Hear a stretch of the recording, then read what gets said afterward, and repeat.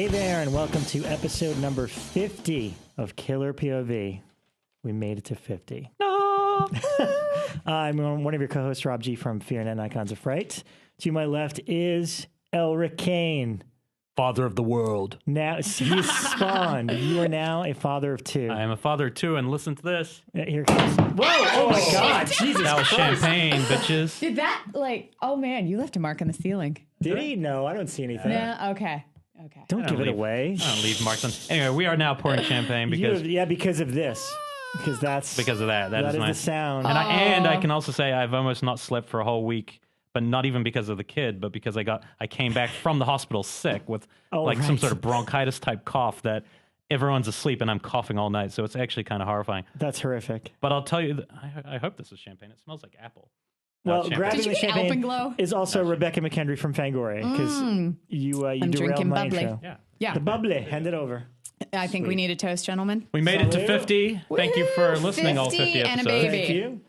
50 and two 50 babies. and two babies. And a Twitter account, which is brand new, which we just gave birth to while I was away. I'm not kidding you. I think I started that while I was sitting there waiting for the baby to be born, going, I got nothing to do for the next hour. I was wondering how you were doing that, because you were actually creating it while at the hospital. And I was like, isn't Elric at the hospital? It was a good right distraction, now? I must say. Well, I'll tell you, the two movies I thought about most during that period, because this was a C-section, it was different from the first time I'd gone in. And It's Alive too. Well, no, it was the fly dream sequence. Really? It's really terrifying because every time you're in a hospital room, it has that look, that one dream scene that's just icky. But the other film that I've always thought about this film, and I love all the pregnancy films, and I haven't seen The Baby's Room, but that's like post-baby. It's awesome. But like all the actual pregnancy movies I think are really good, but there's only one that I think really ever attempts to go from the male perspective, because I always think, a woman does have 8 months of something growing inside of her, and there is some sort of bonding that's developing. You cannot. You can try to refute me that you have something growing in you for 8 months. No, that part's true. Yeah, you might not be bonding. Oh, yeah, I can't. Are you prepared for it to come out? Fuck no. Right, but just the fact that you even know something's part of you, and I think It's Alive, the opening sequence where they're at the hospital and he's just standing behind this doorway, waiting for God knows what to happen, and he doesn't know, and they just take his wife into a room, and he's like, this look on his face. People misremember those movies as comic because of the sequels and because of number 3 especially. Number 1 is such a straight drama that happens to be about what a father goes through while they're waiting, and then the worst, the unknowable, because the childbirth's unknowable to a man forever, except Arnold Schwarzenegger. It's you're sitting out there, and then suddenly the thing that does come out, you don't see. Suddenly you just see all these people screaming, and it's killed everyone, including your wife. You know what I mean? And you're just like, what has just happened? No, mine was actually pretty good. It was done in 20 minutes. That's the nice thing about cesareans. Yeah, cesareans are pretty good. It was like, you show up at the hospital. My appointment was at 2, and by 2:30, I had a baby. It was different, but there's something about the hospitals and just having kids and being behind a little curtain that's really weird, because the funniest part is I'm in there, and my wife looked really upset just about the whole process and being in such a medical kind of state for having a kid.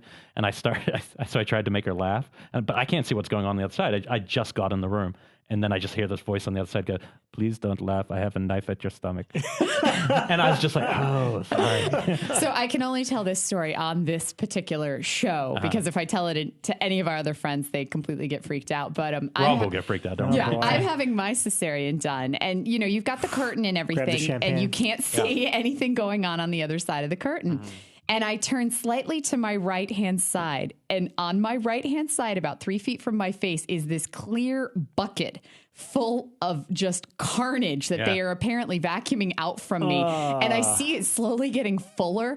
And that was the moment when I was kind of like, I'm getting a little weak. And I told Dave, Dave was like, all right, what are you looking at? And then he noticed, and he was like, over here, Bekah, over here. And but it was that moment when I was freaked out. And then afterwards I was like, why the hell do you guys put that bucket right there so that I can see? They probably shouldn't have done that. Yeah, it is pretty gory. Bad form. I remember somebody said to me before they go, "Oh, you know where the cesarean comes from? It comes from Caesar." And I'm like, "Oh, cool, yeah, Caesar was a cesarean." his mother died giving birth to him, but it was the first cesarean, just so you know. And I was like, oh, that's great to hear. That's great. That's great. But it is funny how horror movies that have touched on it well, and most of them just use it as like a gimmick, you know. But I do feel like, I look back, honestly, the first time I saw It's Alive was well before I was going to have a kid, and it's always stuck with me, his performance, of being a father in general. Like, even after the baby, he's still, even this repellent, monstrous thing, and there's still this thing deep in him that's like, I care about it. You know? I think it's an amazing piece of work, especially because it has just maybe a silly reputation over the years just because of maybe part 3. Yeah.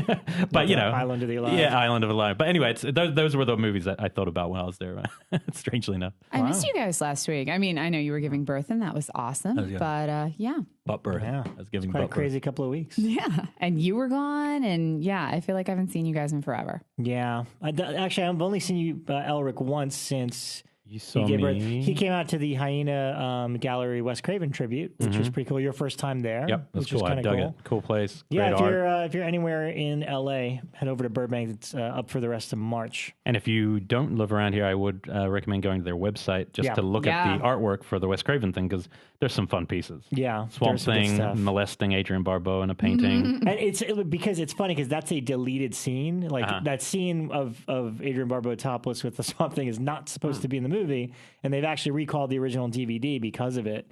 But somebody did a painting of that, of the Swamp Thing with his hands around Adrienne Barbeau's boobs, and you see it. And I don't know if it's just a male thing, but as kids, we immediately recognize that moment. I don't know why, and it's like, oh, Swamp Thing. Right. I know why. Yeah. Well, I do remember why. I think you know why. I have a couple of reasons. Yeah, there was a great shocker piece that I could not contain myself. I bought it for Brian Collins because I knew he couldn't afford it, and I was like, I cannot live in a world where there's an original piece of shocker art that Brian Collins doesn't own. Someone made shocker art. It's great. The Krug ones were great. There's it's really cool to see a different artist inspired by the work of a director. Wes Craven was there. You know, he showed up. He wasn't needing to be there. He just showed up. He bought a Freddy piece right off the bat that Clint Carney did, and I think he bought that People Under the Stairs. Was it the People Under the Stairs? That There's sculpture. The weirdest thing I saw was that artist who puts his own face on all. Big he'll Tasty. Go back into a movie, Big Tasty, and he'll take all these stills of a film, and he will replace his face on every character, not just like one character. So he's got The Shining, where he's Jack and Danny, and the owner of the gallery showed me all the pictures of it, and it's literally the most deranged thing I've ever seen. And the one he did for this was Music of the Heart, where he replaced Meryl Streep's face with his. The scariest Wes Craven film. And Wes actually posted it on Instagram today, which I thought was hilarious. So, before we go any further, this is our 50th episode. Yeah. We would like to dedicate this episode to our friend, BJ Colangelo. I probably butchered your last name, but we have been reading about some of her medical dramas of the last week, and you've been really supportive. We thank you for BJ. it. Get better. Yeah, feel get better soon. We miss you. You got to get back on Twitter soon. So actually, I've been seeing her on Facebook and everything. So she seems to be doing well. Slowly coming around. Yeah. So that's what you get when you listen to the show. We'll give you a shout out. But we saw a couple things while we were away. Yeah, we had like 2 weeks worth of stuff. Yeah, let's round table before our guest. Yes. We have a nasty maniac of a guest that we'll get to soon. Finally. We've been playing. That was we've very had a guest. punny, Elric. That's how I roll. I've been working on my puns while I've been working. Wow. Somebody actually requested this guest today on our Facebook page. I thought that was hilarious. I was like, I that's don't know great. if that's legit or not, but yeah. I don't know. It looked it. It's totally legit. Well, I'm wondering if one of you punked me and was like, Oh, hey, no, I didn't. Oh, no, that was I was the one who not. wrote under it, your wish is our command. Oh, okay. I was going to write that too. I'm glad you beat me to it. Okay, who wants to go first? I will, because I don't have that much, because my in-laws have been in town, and so I haven't been able to do my normal kind of gory movie viewing the way that I like. So I finally watched The Babadook, which you guys talked about last time. Yep. And I do have to say, it's like one of my favorite films within the past couple of years. There are points where I was kind of like, it's losing its grasp just a little bit, but it was so good and so effective. And keep in mind, it's her first film, right? All of us have to keep in mind. This is Very somebody impressive debut. And she's an actress more than a director, right? The person who. Oh, I don't know much about I think her somebody history. told me that, but there is a short. I haven't watched the short. Did you watch the short? I didn't watch the short. I got to get online and watch that. But yeah, it's amazing and film. startling. And I have to say, it's probably even more effective if you have a kid, just because it's very much about, the idea of parenthood and not being able to leave your kid. Would you go as far to recommend that most people spawn and then watch the film? Like, have a child. Have a child. So you've got a few months before Just the so release. you get the Then, film on then a watch whole the other movie. level. Right. So- Condom sales drop with this review. And do it. So, yeah, Babadook was awesome. And then the other one that I watched Gravity, but that's not really a horror film. So, I don't know. I haven't seen it yet. Don't spoil it. Okay. I mean, it's definitely a tension. It's a horror film in the same way as Hitchcock films are horror films. See, I'll put it that way. The growing tension and isolation. And the weird thing for me about Gravity that I will address is everyone that I'd heard of, so that I talked to about it so far, was raving about the sound design, and I was so annoyed by it the whole time. But I would say this, unless that's a movie, how'd you see it? Television. Yeah, I watched it like on our TV. I've never, of any film I've seen in my life, next to Lawrence Arabia, it was like a big screen experience, and in 3D, and in IMAX. It was just one of those movies I don't think I would watch it on TV, to be honest. I mean, unless you had a TV like with 3D and everything, because so you never know with sound design what's been crushed. I don't recall the sound design that much. And the simple fact that you don't recall it makes it think that it's something that just happened on my television. Because other people that I was talking to were like, I don't remember that. It was very poorly leveled, which I thought was intentional because it was supposed to be, the sounds of her doing the intercom or the transmissions going back and forth, but it was very poorly leveled. So I was like having to ride the remote the entire time. So it was something that I noticed that I don't think I would have noticed had I seen it theatrically. But the horror movie, well, questionably a horror movie, I finally saw, because I've talked about it on the show before, was Pacific Rim. Oh, right. And I had put this off seeing it forever. And since in-laws in town, we can't exactly, pop in Beast and Heat. So instead, let's watch Pacific Rim. It seemed like a safe choice. I wasn't impressed at all. It was kind of like... I mean, I didn't see it in 3D and I didn't love it. I liked it and thought it was good, but then you showed me a little bit of it on 3D, a few minutes of it, and it really did look like... in 3D? It's amazing. It did look like a different experience. Because I watched it on we have like a 60-inch television, but it's very standard, high-definition television, and it was kind of just, I kept thinking, man, that was an Independence Day. That was an Independence Day, too. It benefits from the 3D format, to be honest. So, yeah, you should come over and I'll show you a little bit of it. But yeah, it's a fun movie regardless. Yeah, so. Really quick, I have a couple that I saw that I want to run through. I finally watched Fright Night 2. Yes. Not the one that you like. Not Tommy Lee Wallace. Remake Fright Night 2. Yeah, it was, look, I like Jamie Murray a lot, the lead in it. She was on Dexter and she's done a lot of television. She's a super hot British woman, so of course. And I ended up picking up for like $5 at Best Buy, and I was like, I'll watch it eventually. I tried to watch it in the context of like, let me pretend the first movie doesn't exist or the original. I'm just going to try to watch it. Why, you didn't like the first movie? I actually do like the remake. Yeah, the remake's good. Yeah, I thought it was good. So it's not linked to the remake? No. That's the infuriating part. That doesn't make sense. It's almost a remake of the remake. I would say that does make sense, just knowing how studios work now. Like we learned from Todd Farmer, where they will say, we need a sequel to this name sold. Let's just pull a random script from ones we have purchased and call it Fright Night 2. So was it made with the intention of being Fright Night 2, or was it like originally a separate film? See, that's the problem with the movie, and it's impossible. It's not good. I'll put it that way. Oh. I thought maybe I could judge it as a good horror movie, and it's just not. And Jamie Murray's great. She's a great vampire. I would love to see her be a vampire in a good horror movie, but it's just, there's a lot of infuriating things because it starts over, like Evil Ed's in it and everybody's recast and they're all terrible. And I don't understand, like, it would have been more acceptable if all the characters were just new characters. And it's like, oh, okay, we're in Bulgaria. They actually say it's Bulgaria instead of, where they shot it and all.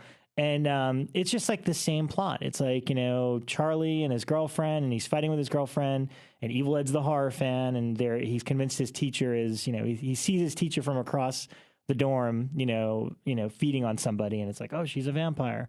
So there's nothing new to it. And that's the thing. It's like, why aren't they different characters? And if it's not different characters, then why not make it a sequel? But it's not a sequel because Evil Ed's in it, and they completely reintroduced Peter Vincent again. I wonder if they took a script that they didn't use for the remake and just decided to make it anyway and put it out. Is it the same studio?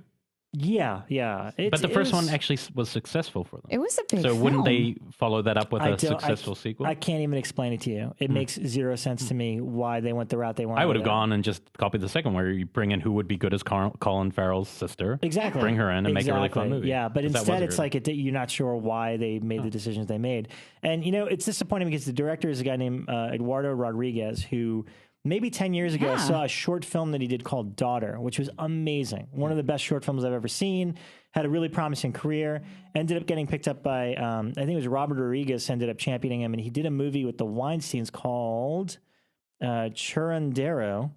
And the story of it is... Not a prison movie, right? I don't. It might be. I don't know. I never saw it. But apparently his feature debut, Rodriguez is in his corner directing. He made it for the Weinsteins. One of the Weinsteins saw it and hated it so much that they just shelved it. Right. And that's happened to a few directors in the past. And they essentially ruined his career because he never got to, the movie Scott Reynolds, the guy, we talked about this before, the other Ugly. Scott Reynolds who made The Ugly had a film, his second film, Heaven, that got just offended. One character offended, I probably told this before, offended Harvey so badly, he just said, no one will ever see this film. Exactly. And it's a similar situation with this, although that movie did quietly come out last year with zero promotion. So I saw that and I unless you want to see hot Jamie Murray, because the one interesting element is they combine her kind of with the Bathory legend. So it's like, the original Dracula was female and Bathory or whatever. That's the one interesting kernel of a new idea. But otherwise, it's really kind of forgettable. Other than that, I saw Eyes Without a Face. There was a big Criterion sale, so I took advantage. One of my favorite movies. Love it. Loved it. It's definitely a poster horror on my movie. wall in my room. Yeah, and I'm actually very surprised. I had to look up the date. It came out in 1960. 58. I think it's 50. Oh, 58? France in 58, but yeah. 58, 60. In America, maybe. It's interesting because, obviously I know a lot about Psycho, which was made in 59 and came out in 60, and it was like they couldn't get away with the shower scene. Yet there's scenes in this where they're like cutting off somebody's face that I think France. It's incredible. Unbelievably graphic for the time. And then the swing is the other parts are just deeply like poetic and like beautiful. And I look at it and I go, man, Edward Scissorhand, everything in that owes the aesthetic to that film. Yeah, I didn't even realize that until it really is. That's the one that I always think of. But yeah, it's a gorgeous movie. If you've never seen it, I highly recommend picking up the Blu-ray. And last but not least, Return to Nukem High. Oh, which gosh. I think comes out next week. Why? Yeah, Anchor Bay's putting it out. Why, Rob? It's not Trauma. I'm actually not a Trauma fan. Like, I like the original Toxic Avenger. And there's a few of their movies here and there, but for the most part, it's not my kind of entertainment. It's just like Toxic Avenger was awesome when I was a kid, and that's it. I liked all of them as a kid, but now I don't watch any of it. Yeah, exactly. I like Sergeant Kabuki Man as a kid, but I could not watch that anymore. When I was a lot younger, I used to find all of it hilarious, like Tromeo and Juliet, and Terror Firmer came out when I was in high school. I thought it was hilarious, and now it gets like a wah wah. Yeah, pretty much. Combat Shock's the only one that's a real movie. Yeah, I enjoyed Poltergeist. I still found that one moderately amusing. He still can do satire. He's still honestly, funny. I'm going to say this. That's the thing. So I put it on with no expectation at all, and because Lloyd directed this, even though he claimed that Poltergeist would be his swan song, and it's really good. It's actually really, really entertaining.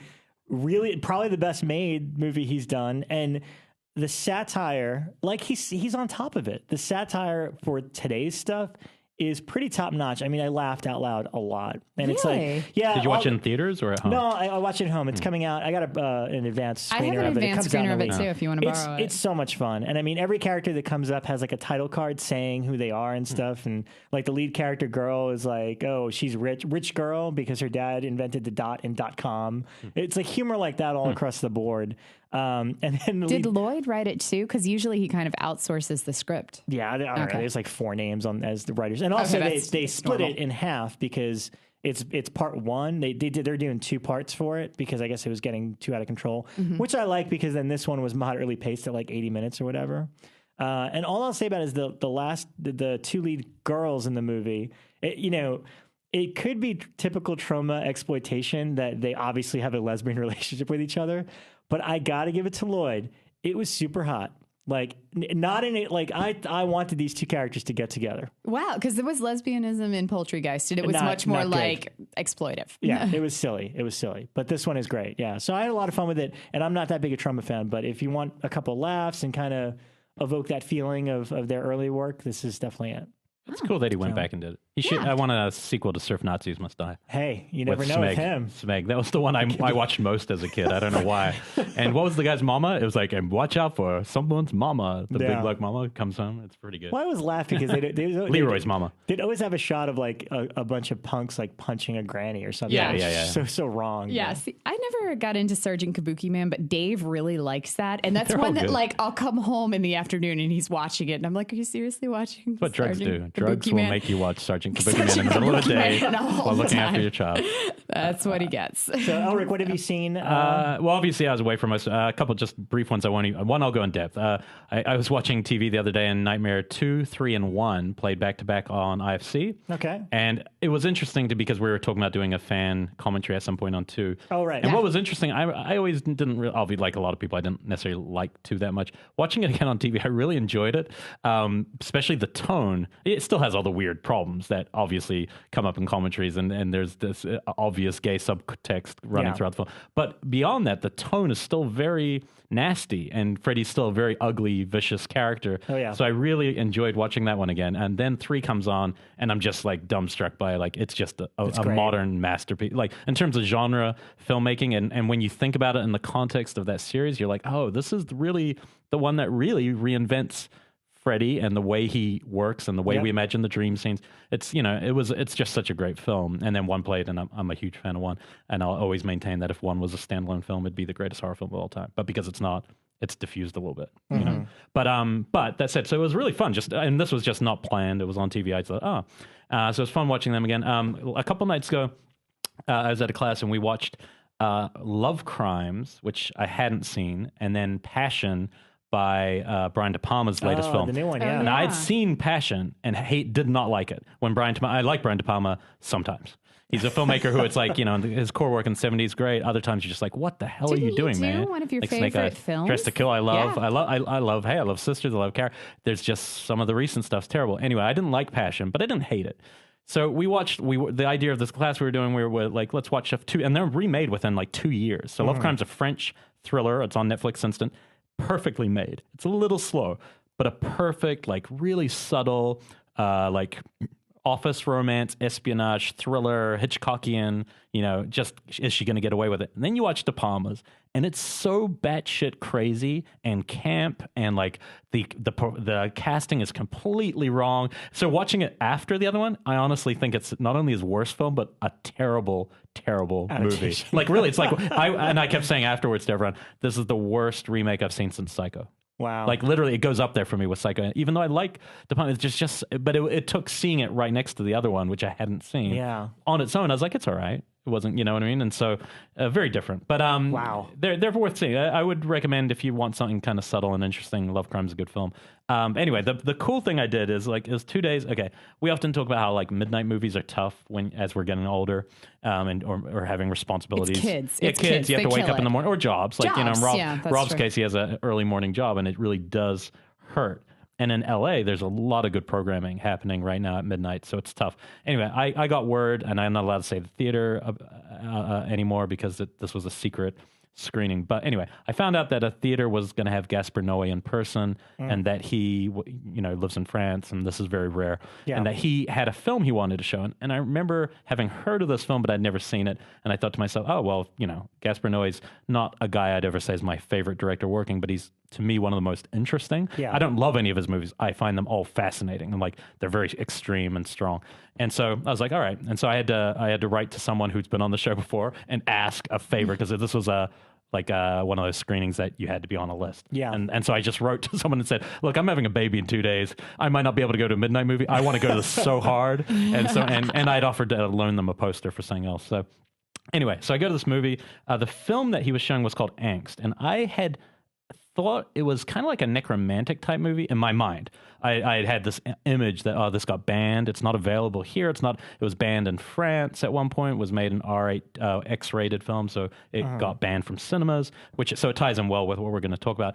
It's Gaspar basically gets up there and is hilarious, like a really funny, kind of almost goofy, not what you would expect talking about this movie. I would not expect that at all. No, he's kind of silly, and he might have been drunk too, and he kept talking about how this film, like to him, he kept saying, well, I've seen 2001 maybe 300 times.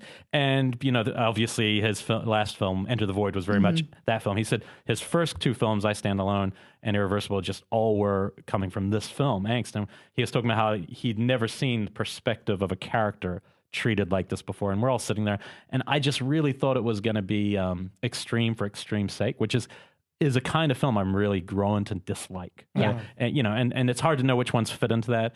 But like, for instance, Henry Portrait of a Killer does not fit into that. It's extreme to show you a very real situation. Yeah. This film freaking eclipses Henry. Like, this is the best film I've ever seen at getting inside the perspective of a killer. And it's kind of like when I see my issues with the Maniac remake, which were the emotional issues, not so much the formal, like the emotional that you're not in the killer's perspective, you're seeing their perspective. You never feel, in my opinion, what they feel. This film completely nails that, which is, it's about director Gerald Kargl. He made this one movie. He made his only one. That's basically got to make this film. It's 1983. He makes this movie, which is based on a Austrian actual serial killer called Werner Niesek, who was a mass murderer and just killed a family and an old lady, because he had just an urge. So it wasn't anything like, haha, I'm crazy. He just goes, I need to feel what it will feel like to murder this person randomly. And the whole movie is done with voiceover. So you only see which is kind of like I Stand Alone by Noe, voiceover. And the camera work, basically this director hired a Polish filmmaker, not a DP, who had won an Oscar for being like the best animator. He had an animation thing. He makes just hypnotic experimental films, got him to be the DP. And this camera, kind of like Requiem for a Dream, how it would attach the camera to the person. They have created some sort of rig like that, and has some of the most incredible tracking shots and sequences just on this killer, literally going around figuring out when he will try to kill someone, not getting up the nerve with the taxi driver, then invading this house of a family, and the process of committing a murder. I've never seen a movie like it. And the score is by one of the guys from Tangerine Dream. Oh, wow. The Klaus Schultze, who did the score for Manhunter. Yeah, wow. So as soon as it ended, I was like, I need the score. This is the best score ever. But it literally is very simply the way it's told. It had one sequence. It's not very gory, not very violent. And so you're sitting there going, how is this banned around the world? It's not available in America. I just looked it up on eBay. Can't get a DVD of it. Wow. I'm going to ask our guest tonight if there's any chance that he might release it. He might have some. But it has one sequence where he really does stab someone in a kind of a tunnel that is so rough and real and absolutely unnerving, because you really are feeling the film from his perspective, that it's unforgettable. There aren't many movies you'll see in your life that are like unforgettable, and I was rocked by this movie. Not in a way like, oh, I want to see it again tomorrow. I don't.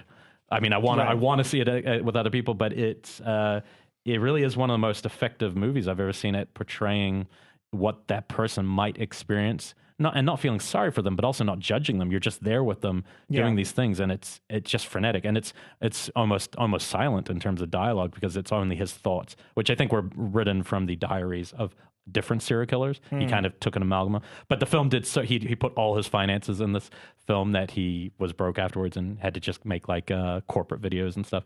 But but the crazy thing for Noe was whoever runs this to be named theater tracked down the lead girl in it who's murdered in the film. There's only 4 characters, and she's from like Vienna, and she happened to live in LA now. And she came, and his mind was, Gaspar Noé was jumping around like he had just met the biggest star on earth. And she was talking about the film, and she goes, actually, the way this movie was funded was a tourist agency.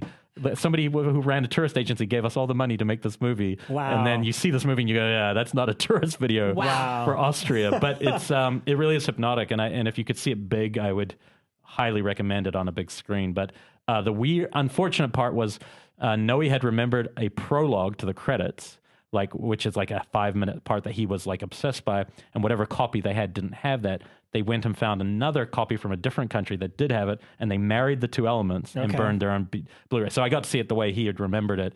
It'll be a bummer if people see it the other way, because I did think it made a difference. Right. The one shows him in prison before he's released. He's released for killing an old woman, eventually gets out, and then goes kills the family. And the other one, he just goes and kills the family. And I think you get a better idea for this person who's just, it's almost like alcoholism or something. Yeah. That this need to do something. That doesn't make sense, but you kind of understand it. Right. But man, the performance, and I will just mention the actor. His name's Erwin Leder, and he was in Das Boot. Oh, cool. And I'd put it top 10 performances in general, especially in genre stuff where you're just like, I can't believe you're not really that person. Right. You know what I mean? So this film, the reason, it's a long ramble about it, but it's up there now with some of the most effective kind of chilling films I've seen. Nice. Angst. So Angst. And I'm sure there's a lot of films with that title, but make sure it's the Austrian or French. I think you can get a French DVD. Right. But really, really incredible. And it does tie in somewhat. Yes. Of band films. I think we have a guest here. Yeah, let's bring him in, and then we'll continue the show with our topic. I think we might need some pie and ice cream, too. Yeah, we'll cut that too. Pie and ice cream. Yeah.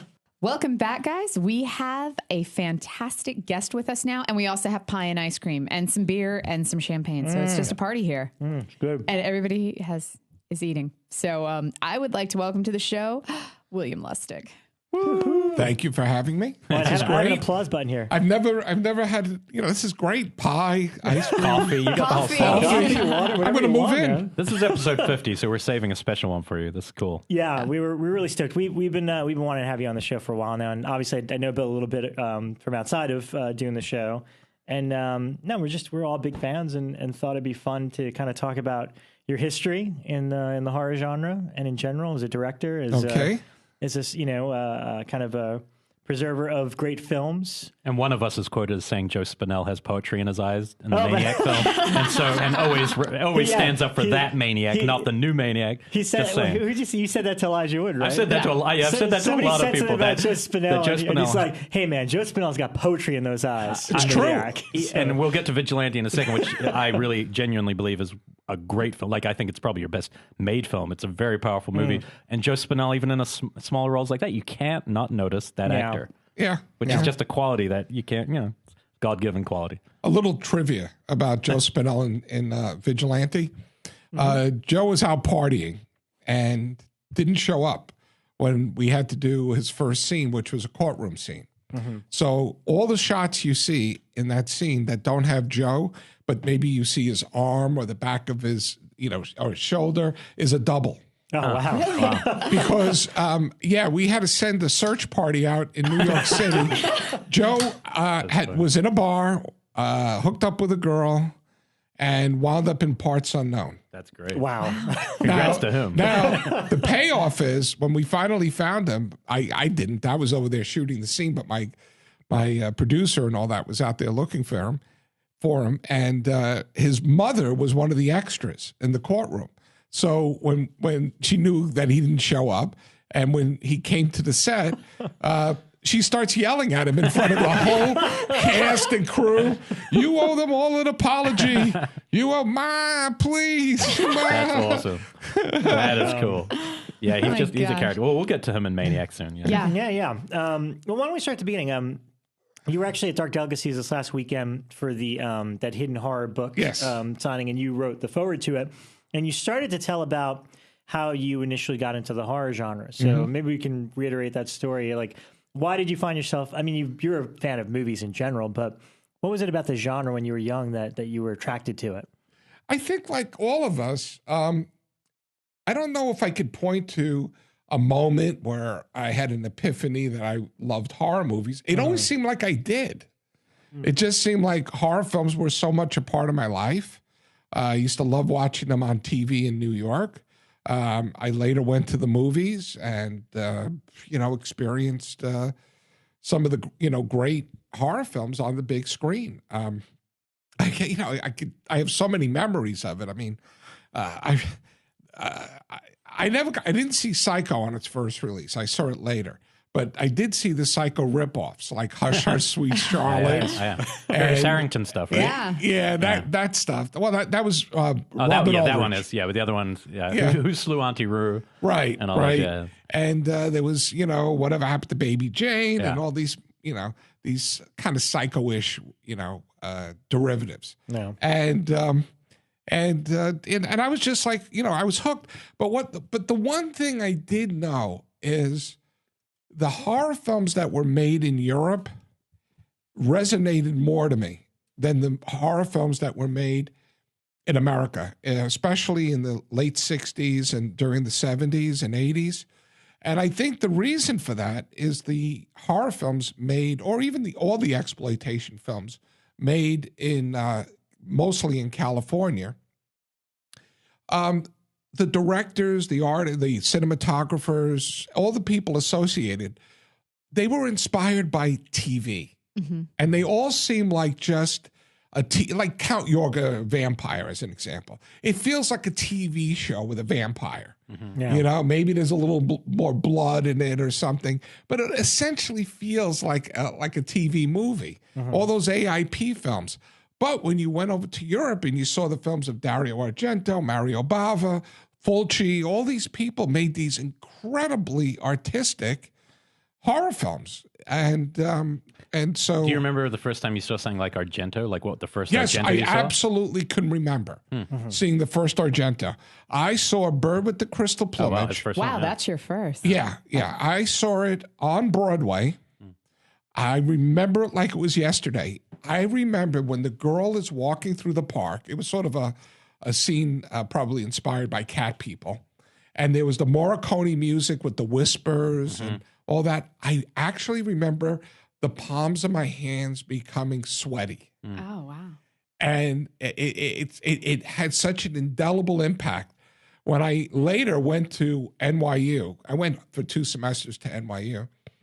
My first student film, I bought the soundtrack, A Bird with the Crystal Plumage. I remember at Colony Records on Broadway, and I think it cost me keep in mind, we're talking like mid-70s or early 70s, and it cost me like $20-something to buy the LP. Wow. A Bird with the Crystal Plumage. Wow. And because I just love that Morricone music.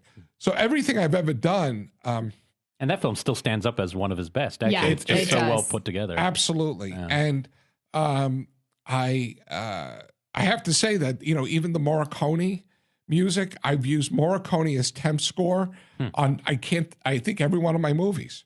Morricone's music is always, I have at home a huge collection of Morricone. I got boxes and boxes of Morricone, CDs, LPs. Isn't he here in a few everything. days? Isn't he coming in really He soon? is? He is, yeah. He's They're playing in the next couple he's playing weeks at the Hollywood at the Bowl Bowl. Again? on the At 20th. Take 2? Well, the last time one of the times it was canceled. I Well, think. he canceled it. Yeah, he canceled. Yeah, this time it's happening. he's playing. It's March 20th because Yes. it's the same night as trivia night because people are bitching that they have to pick between trivia or Marconi. If anyone out there wants a shit ton of free Blu-rays from Bill, please send the ticket to Killer POV. Definitely. He'll make that trade. I actually saw Morricone at Radio City Music Hall, and it's a great concert. Absolutely, I'm sure he's going to do something very similar. Yeah. And it was such an incredible evening, and I had beautiful orchestra seats, and it was an incredible evening. We all walked out of it. It was so funny. Everybody in the audience kind of bonded, and because we're all these. Morricone fans, and people who are Morricone fans don't really have too many friends and relatives who are also Morricone fans. So we suddenly became all friends. That's funny. In the theater. That actually happened to me at Goblin when they played in October. I was walking to the parking structure, and I was at the light with some dude, and he's staring. He was like, "Saw Goblin?" And I'm like, "Yep, me too." We just started a conversation. They're coming back next year as well. They're coming back. Yeah. Yep. What are the other Italian or European film? Because obviously it goes straight towards when you started Blue Underground. But what of the other filmmakers really had that initial huge impact on you? Fulci? Well, no, it's, the biggest. I think the first one to really make an impact was Sergio Leone. The Clint Eastwood films. Right. Once Upon a Time in the West. Which is also Argento, right? He's one of the writers. He was one of the writers. Yeah. And I tried to ask Argento what he contributed to it, and he kind of was evasive, so I don't know. But he is credited. So when I see Leone, in fact, you mentioned Vigilante. It's inspired by Leone. I tried to make a urban retribution film, right, in the style of a spaghetti western. The music is very Morricone and. Well, and the shots are more fluid than some of the other stuff. You have the shots where it follows Robert Forster running, and I don't know, it feels like a really well put together film. It was a wing and a prayer production. Let me make no mistake of it. I mean, you were seeing a lot of these films in the city at that time. Did it stand out to you? Did it feel special that you were seeing so many weird and unique films in New York City in that period? Especially in that it was setting. so rich. It was such a. I can't begin to tell you. There's nothing like it today. You have to understand, in New York, there were repertory theaters in every single neighborhood just in Manhattan. Yeah. You had the Bleecker Street Cinema. You had the 8th Street Playhouse. You had the Waverly. You had the Elgin. I can go on and on. I'm just not. I haven't even gone above 23rd Street. Yeah. There was the. What was the one on 23rd Street? It's like 23rd and 7th, 8th, 23rd and 8th. 23rd. It's Chelsea. It's the Chelsea Theater now, but it used to be. You're talking about the one that's now the SVA, Yeah. owned by SVA. I don't think that was so much repertory. Okay. But then, further uptown, you had the Thalia, the Symphony, the Beacon. I can, just go on and on and on. And it was like they were showing 35 millimeter every night. And they would change bills every 2 to 3 days. And it was just like, oh, man, it was so amazing. I was just watching the new Blu-ray of Crimes and Misdemeanor. Oh, yeah. One of my favorite Woodies. And Woody Allen walks out with his niece from the Bleecker Street Cinema. And I just turned to the person I was watching. I said, God, suddenly I just remembered watching for the first time Diabolique at the Bleecker Street Cinema on a double feature with a lost Costa Gravas film called Sleeping Car Murders. Wow. I've heard of it. And I was just like, oh, man. I remember the pillar in the middle of the theater. Isn't it funny how we remember even like the experience of where we saw a film more than we remember life experiences? Oh, yeah. Like the movie that really burns in. It's amazing. Even in New York, it's closed now, but there used to be the Two Boots Theater. Oh, yeah, I remember that one. I used to see you there all the time. I used to go there all the time, too. I lived one block from there. I lived on Avenue and 4th Street. Oh, nice. For years, Fango held all of its screenings at Two Boots. And so we used to go there all the time. And then I think I've mentioned him on the show before, but 42nd Street Pete used to hold these like porn screenings there, and they were fantastic. It was like old like stag reels and things like that, epic like Swedish porn. It was weird stuff, but I loved being there. And that was the type of theater I remember, like you'd order a Coke and they would take it out of a refrigerator and it'd be like sitting next to an employee's lunch, and it was so wonderful. Yeah, there's definitely a charm to it. Yeah, I miss Two Bits as well. Yeah. Oh, that was great because Ray Privet, who was the manager. Oh, right, yeah. He used to call me up. He goes, I got this really good relationship with Columbia Pictures, and I need to program next month. Go look and see if there's any Columbia Pictures you want to watch. And I would come up with these movies, and he would show them, and I would come in with my dinner, and I would, my sandwich sit in the theater, and it was like having my own private. My own private cinema. Yeah, we always took pizza. I remember we showed Fango did a screening of Let the Right One in there. Trick or Treat. Like a year before it came over to the U.S. Were you there for it? I was there. It was a double bill with Trick or Treat. It was a double deal with Trick or Treat, and Mike Dougherty came because he had to bring the film himself. But I went next door. Two Boots also had a pizzeria, and they had that cornbread crust. I think the Two Boots pizzeria is still there, right? Mm-hmm. Oh, yeah. So I remember that the whole Fango staff went next door and got pizza, and we were sitting there watching Let the Right One in while eating pizza. Mr. Pink Slice, baby. Oh, yeah. Phil Hartman, who was kind of the unofficial mayor of the East Village, who owned Two Boots, and he owned the Pioneer Theater. It's so sad that he had to close it. It's just sad. The economics just don't work, And it's getting worse and worse. It is. I know Joe Dante talks about it a lot, these theaters opening. And I go back to New York. I have to. It's my home. I don't live there anymore, but I go back and I spend weeks at a time, and I just feel that Manhattan is becoming one big Jersey mall, and you're getting some of the flavor of the city in like Williamsburg, Nighthawk Cinema, they do a nice thing, and even the Spectacle. Do you ever go to the Spectacle? I did. I love the Spectacle. Yeah.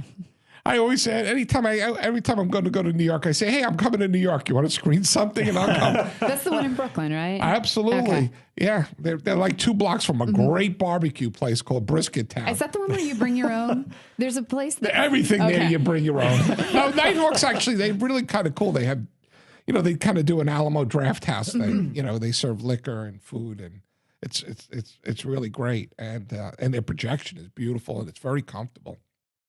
They're going to be showing Vigilante, actually, on April 10th. Oh, wow. 35 millimeter. I'd love to see that on the big screen. This is the only thing that makes me miss New York, because I lived there for like 10 years, and that's when I started working for Fango and everything. And then I moved out here, and the weather is so beautiful, and it's so much cheaper. And it is the only time I really miss New York is when I think about the screenings and the films I did there. Because it's a different environment there, because you mentioned a community. There is kind of an interesting community when you screen stuff there. Well, I mean, where do you screen stuff anymore? I mean, it's funny. We had a screening of at the Sunshine, midnight screening of Maniac Cop 2, and I thought to myself, it doesn't belong here anymore. we used to like to screen stuff midnight, but people who would go to see Maniac Cop 2 don't go to the Sunshine. They don't want to deal with the traffic on the weekends, and it's just not kind of cool to go to the Sunshine. That I should have screened it instead at Nighthawk, because they get an amazing crowd over there. And out here we have like New Bev and Cinefamily. New Bev is a great midnight place. Yeah, it is. And didn't you do one of the Maniac Cop movies at Cinefamily? Because it's on one of the Blu-rays, I think. Yes, I did. I did a screening of Maniac Cop 2. Before we made the DCP, I had a 35mm screening of Maniac Cop 2 at Cinefamily, which I'm going to tomorrow night. Oh, nice. What's showing? Raid 2. Raid 2. Never heard of it. Me neither. What are you talking about? Didn't you see The Raid a couple of years ago? Oh, Raid. I thought you said Raid. No, The Raid. Sounds like a sequel to the Charles Raid. Oh, I'm sorry. They wouldn't let me talk Ray about Charles. it on the show because, as Elric reminded me, it's not hard, but Raid 2 is really good. You'll like it. It's Oh, good. you saw number 2? I saw 2. I did a press screening 2 weeks ago. I didn't know you saw 2. It kicks ass. Well, now are you jealous? Yeah, I am a little jealous, to be honest. Yeah. I saw it at like 9 a.m., which is the weirdest time. I love that. Really? I love it. I hate when they do press screenings that early because I'm like, oh, I barely even brushed my teeth and I have to like watch Raid 2. Nobody's there. I go out of my way to go to the Tribeca Film Festival every year because I have an industry badge and they show the movies starting at 9 in the morning. I can't tell you how much I love it. I go in with my coffee and bagel and there's no people over there texting and doing all their stupid things the audiences do. And and I'm watching movies 9 o'clock in the morning. Wow. I love it. I think I've mentioned this on the show before, but back in New York, I used to have to go to the early morning screenings and we would call them bum shows because that's when all of the homeless would buy tickets and they would come in sleep. and sit there and sleep. At like 9 a.m. it's me and bums. So that's the time when I used to be in I always went in the morning. Yeah. I'd go 10 o'clock shows, 11 o'clock, I'd go to the Regal on 14th Street and Just less hassle. What's like those your movies, your filmography from that period and things like Street Trash and Basket Case. And there's these movies that represent a lost New York. That New York does not exist anymore. Totally. I was born there until as like a kid, I have memories of that New York. Then by the time I came back as an adult to visit family, it was just like Times Square, was Disneyfied. And, before when there was addicts and people, it's just so different. Do you miss, because your world's so gritty. Vigilante and Maniac, that's a gritty place. So there's a trade-off. It's maybe inspiring on one level, but it's also, there's also a real darkness about that. Do you miss that about it? Or, and how did it change? I don't really know without going too much into politics of what happened in New York besides Bloomberg. Giuliani. I assume it was Giuliani, but I am curious, how even the cinematic portrayal of New York changed. Firstly, the theaters on 42nd Street began declining in attendance with the advent of video. So you had these huge theaters with huge overheads, and their audiences were dwindling. And then you have, but they're all this expensive real estate. So in comes Giuliani, who gave an incentive for Disney, who was the first company to come in and do a renovation of the New Amsterdam Theater, and to start to clean up the neighborhood. And I just hate tourists. Right. I gotta admit it. I just can't stand them. I really look at them and I just wish they would get mugged or something. If we could only have a really good high profile murder of a tourist every year. Maniac Cop 4, he goes after tourists.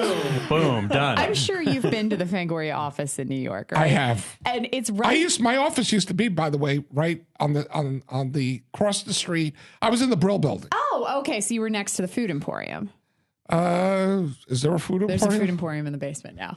But used to be the Colony.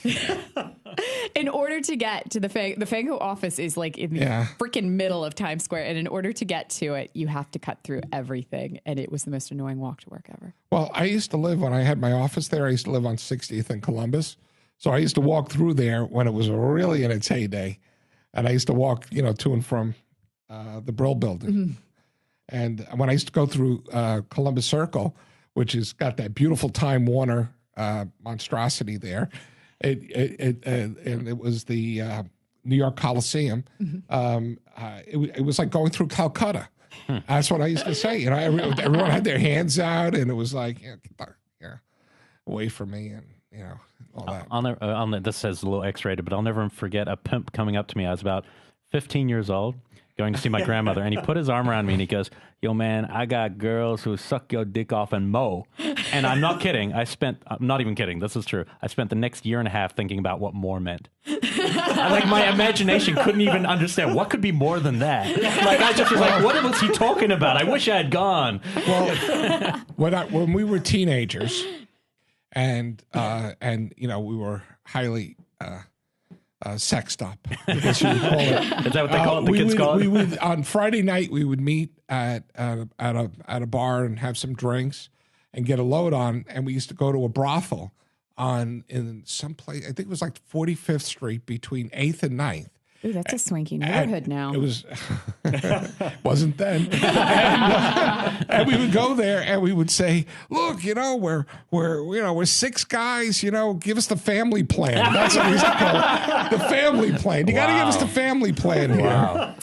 What was it like shooting in New York at that time? Because I know it's very shooting in New York now is a very litigious process. Oh my God. What was it like? Some back of then? your commentary stories. Did you guys amazing. get permits or anything? Or we got permits, but we used to do things like, and I would still do it today. We would call, for instance, Maniac on the permits. It was called On the Run. We never, because we said, who's going to want us to shoot in their apartment a movie called Maniac, right? Or on a subway or anything. Yeah, we called it On the Run, and that's I would do things like that. Maniac Cop we called Cordell, even though we knew we were going to call it Maniac Cop. So we were doing things like that to kind of vanillarize the films a little bit. My experience was very positive. When we shot Maniac, we did a lot of things we shouldn't have done. But, when you're 24 years old, you're young and you're fearless. And, we did things like shoot, in places of the subway we were never allowed to shoot. And, you did a lot of things, but I don't think we did too many things that were that bad. We didn't do anything. We didn't hurt anybody. Right. Vigilante, maybe we got a little crazy when we were doing the car chase. We had one scene where, there's one shot, which I look at today and I still get chills, of the car speeding down this narrow street with cars parked on both sides. And I hadn't thought about it, but what if little Jimmy's licking on his ice cream cone steps between the cars? We had no, we had, over. It would have been all over. But you do these killed things. little Jimmy. and his ice cream cone. Well, you think, you do these things, and that's that. You do what you got to do. Yeah. What was the turning point between being a film fan and a cinephile and like taking up that challenge of actually I want to make films, I want to be part of this, I have something to say in that realm? I never thought I had something to say. I wasn't that pretentious. Come on, man. Poetry in his eyes. Yeah. I think it's funny. I think that if you look at most filmmakers, especially those, and most of them, like this Sam Raimi, when I met Sam, and we all have this thing where we had a drive to want to make movies, and it always felt inevitable. We never thought we couldn't.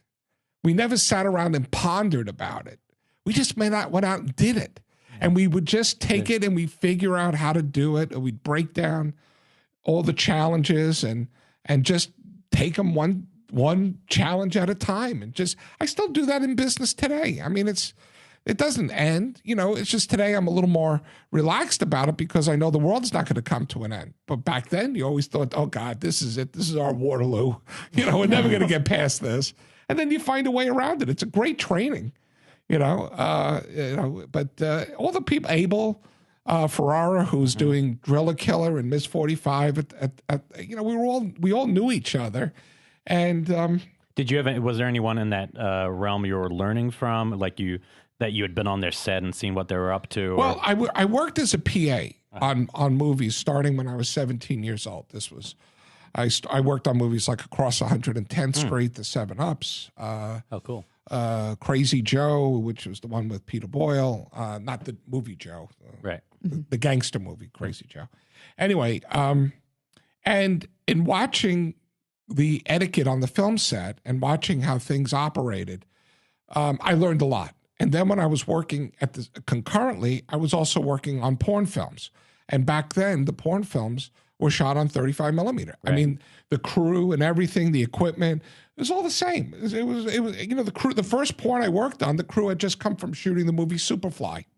Oh, interesting. So they were just doubling. Oh, I didn't know that. No, that's it. It was just like there were non-union crews going from film to film, and there would be the independent. It was kind of this independent scene.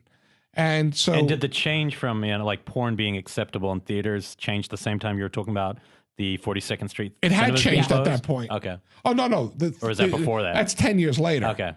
When 42nd Street went through, maybe 15 years later. Right. When it went through its change, but I'm talking about the 70s, and so my film school.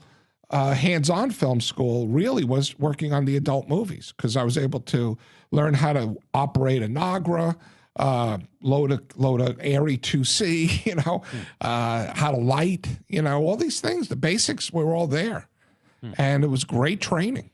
And then when I worked on the bigger films, I was totally forbidden to do hands-on. But I made relationships that I was able to call on people for advice, and Phil D'Antoni became a fantastic mentor to me. He produced and directed 7 Ups, but he also produced The French Connection and Bullet. Right. And Phil was a fantastic mentor. I was very fortunate. Did Maniac, like when you were drawing your first feature, did you have? Well, I had done 2 adult movies. Right, before Maniac. Before Maniac. But in terms of like the narrative, first like feature narrative like that, did you draw from New York experiences or characters you had seen and wondered about in that world? Well, with Maniac, we first started off with a kind of a detective chasing this serial killer. And when we lost the actor to play the detective, instead of recasting, we cut all those scenes out. Oh, weird. Oh, wow. And Jason Miller was going to play the detective. Wow. Interesting. And Dario Nicolodi was going to play the Caroline Monroe part. It was kind of a different thing. Dario Argento was involved. Goblin was going to do the score. Wow. It was crazy. Kind of a different movie. In fact, I still have an ad from Variety with all the names on really? it. That's cool. That's cool. Yeah. That's fun. Yeah, when it was being pre-sold or attempting to be pre-sold. Wow. We didn't, but we attempted. Was Spinell always the guy? Oh, yeah. He was the guy from the start? Well, Spinell was my partner. He was my partner on the picture. I was committed to him. He was committed to me. How'd you meet him initially? I met him on the movie The 7 Ups. Oh, okay. He played a thug in the movie. Mm-hmm. And he was a guy who was very friendly, very warm. There was nothing pretentious about him. He was a blue-collar actor.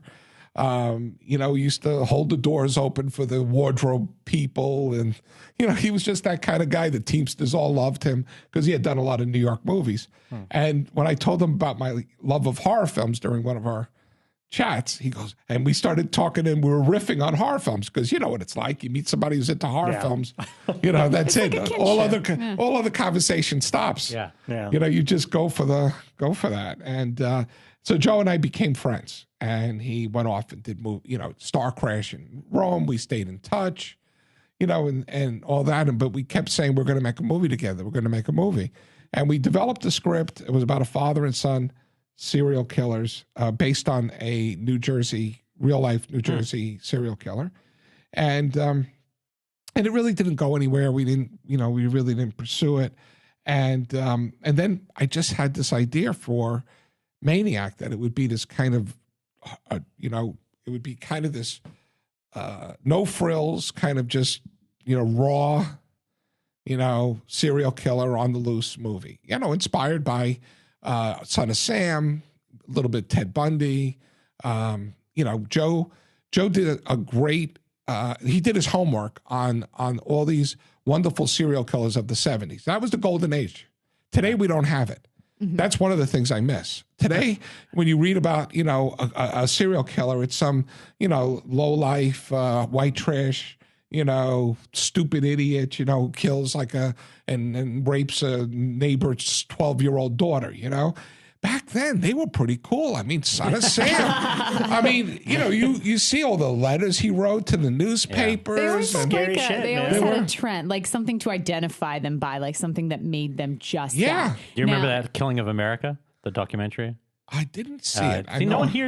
I own it, but I haven't. It's actually watched it. funny because my one of my associates actually produced it or was involved. Oh, with really? Oh, wow. But it's just Ted Bundy in that. It's just chilling because he's like so charismatic. Yeah, that he's the judge scary. apologizes to him when he sentences him. Says, Oh my I God. wish you had gone the other way, son. Yeah. you would have been great. And you're just like, what the fuck? The guy killed like 30-something women. Well, he wasn't apologizing to him. I know, but he was. There was. He was saying, look, it's sad. You could have been you had so much potential. You had potential as a human, yeah. By the way, with this a fractured foot, I say I feel like Ted Bundy. Oh, right. Yeah, he used to pretend, yeah. So I it's so funny how girls really, warm up to you when you have like an injury like this. So I really play up the crutches when I see a pretty girl, All right. Are you asking him to help you move couches or whatever his excuse was? Well, he'd always say his name too. He'd go, "My name's Ted." He would never shot. It was pretty crazy, Wow. But you're right. There were the real characters. It was a golden age. You had, John Wayne Gacy with the clown. Yeah. Well, he was the clown Chicago, for kids, at kids' and an parties. artist. Let's give him an artist credit. Okay. And in the meantime, he's killing gay boys and burying them in his basement. Yeah. Insane. Come stuff. on, where are these people today? They always claim, whenever you read the stats, they always claim there's 56 to 140 active serial killers. And you're like, but how come no one knows anything about them? I don't know where that information goes now. But yeah, you're right. It's very different. Who knows? Yeah, a lot more imagination back then. In terms of the release of Maniac, is one of my favorite things, and we were talking about this the other day, seeing on the Blu-rays and the DVDs, all the vintage footage of like news reports of when it came out and people, women's groups, people just went nuts about this movie, the poster, the content, everything about it. It's your first, real movie as a director. What was that like from your perspective then? Because now, the new Maniac came out with no... Yeah, I know. It's amazing. It doesn't matter how violent they went. Yeah, it would now get it's like it was no nothing reaction. compared to the original. Well, so was that discouraging for you as a filmmaker? Like, oh shit, I made a movie that is angering all these people. Why would it be discouraging? Firstly, from day one, I made a lot of money on Maniac. So from a financial standpoint, I wasn't an impoverished filmmaker after I made the movie Maniac. So I was never looking back and saying, gee, should I have really done that? Yeah, I did. I'm happy I did it, So anyway, the thing is Maniac became a lightning rod. It was a time of there was a time of high crime, and there was also a rise of women's groups, organizations around the country. And along comes a movie where you see a guy standing in a pool of blood with a woman's scalp in one hand and a big knife in the other, and a possible an erection. Yeah, I think it wasn't possible. Subtle. It was. It was pretty subtle. and you're gonna draw attention, right.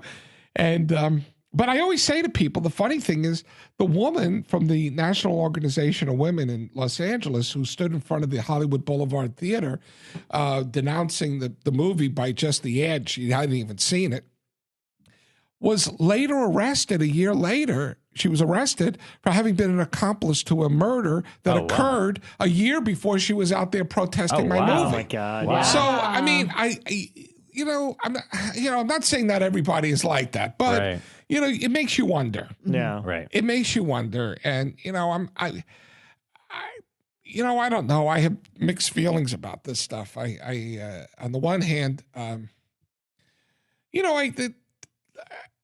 you see, I think what really affected people about Maniac, and when I looked back at it, was the fact that they felt empathy for Joe. Yeah.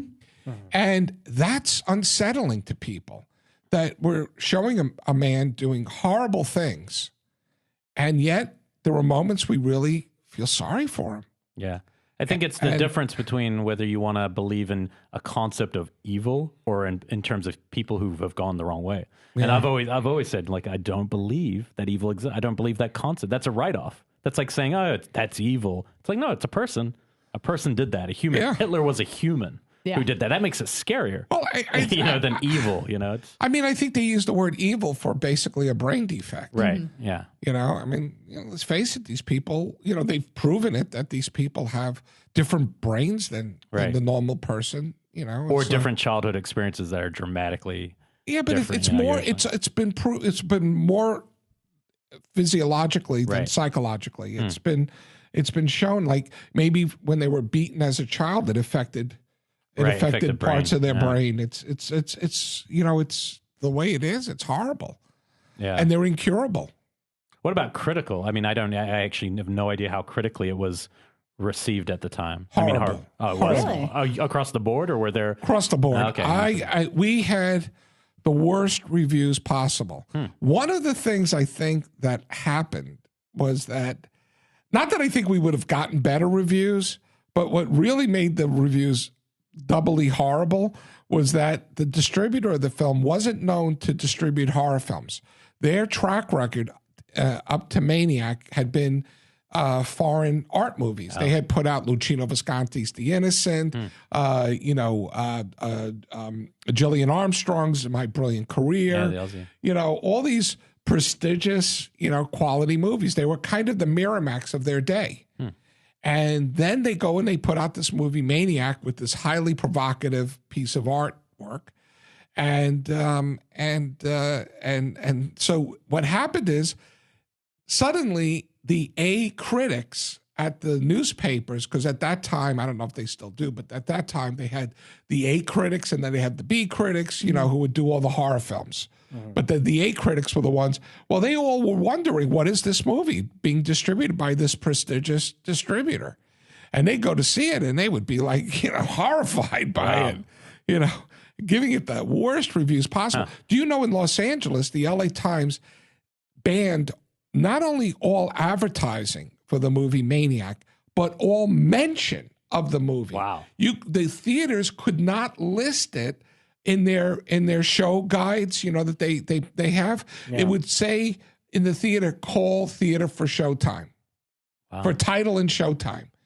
And that's a success in my book. But this had to have gotten a huge amount of notoriety for your film. It got a huge amount of notoriety. Yes. But it's a funny thing that when we talked to, what happened is a lot of the theaters pulled the film after 2 weeks, which was terrible for the distributor because, as people know in the business, their profit starts coming in the third and fourth and fifth week of the movie, because in the first 2 weeks they're basically covering their advertising, their marketing costs.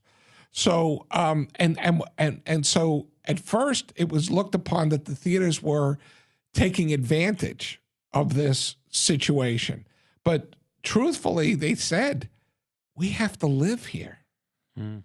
We can't go on like this with people calling, making bomb threats to theaters. I had death threats. Wow. I had letters to me that the lab, which said, color by TVC, the lab got letters. How can you make prints of a piece of garbage like that? And, did you ever answer anything? Did you ever put in no statements or anything? No, what am I was hiding out. I'm not. Well, actually, maybe you made a statement by making Maniac Cop. It's like, there's no slowing down the Maniac.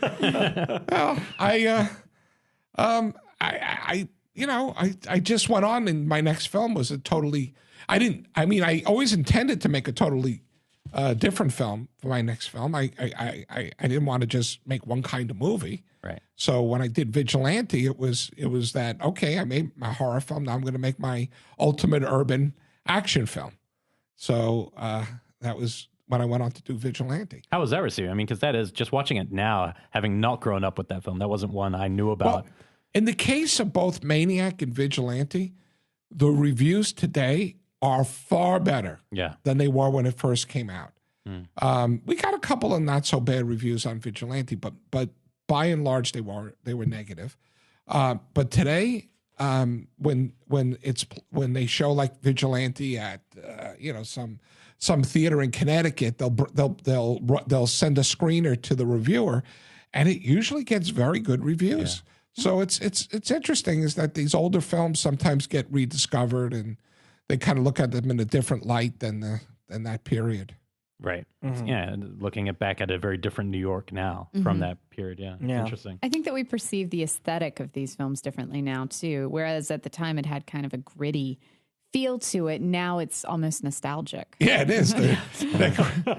I remember that New York. I remember how that looked. I know it's impossible to kind of pick, a quote unquote favorite movie. They're all your babies, but is there one in particular that, I don't know, stands out to you in terms of maybe the experience of making it, or one that you think highly of? Yeah, well, I mean, all the films have different experiences. I've made some movies that were horrible experiences, terrible experiences, and I've taken my name off of them, and you just want to move away from those.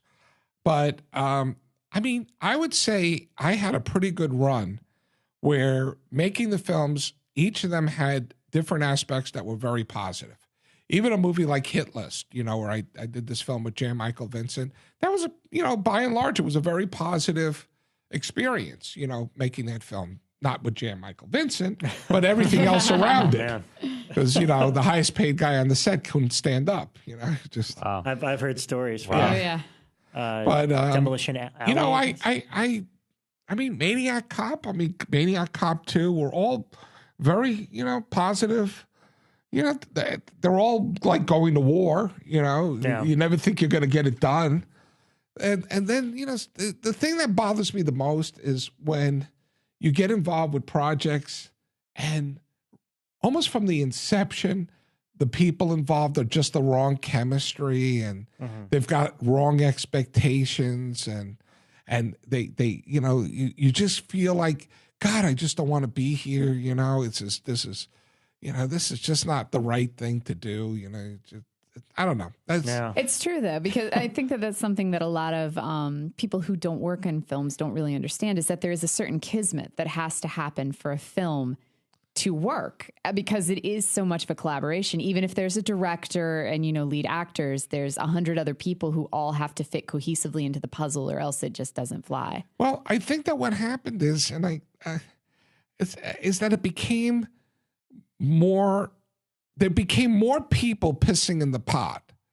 As I said in the Maniac Cop 3 featurette, there just seemed to be, like, when I would do a movie like Maniac Cop, we literally agreed on the script and the budget. There wasn't really a lot of conversation.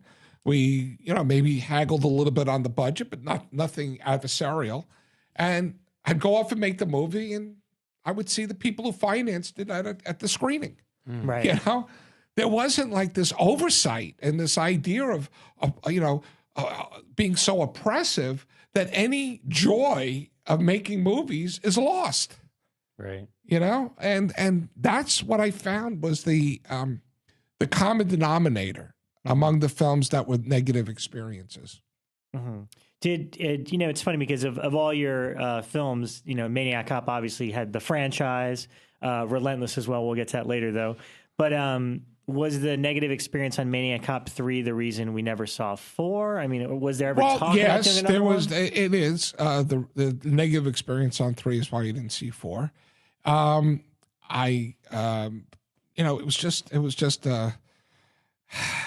was kind of a train wreck. You get in there and by the way, the people were all well-intended. I mean, there was nobody who was sabotaging. There was nobody. It was just like you get people with different points of view. And how do you satisfy all these masters?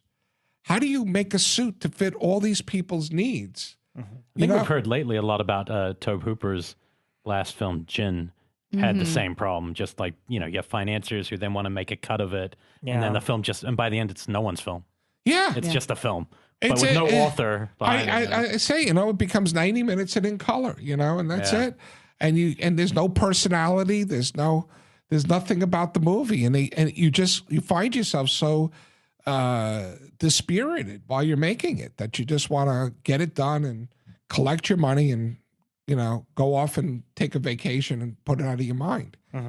Because it's the way it is. That said, Maniac Cop 3 is probably one of Alan Smithy's best films. Like, I was looking up Alan Smithy after watching the documentary, and I was going, at least this one still has some great entertaining scenes in it. Most of Alan's work is pretty poor.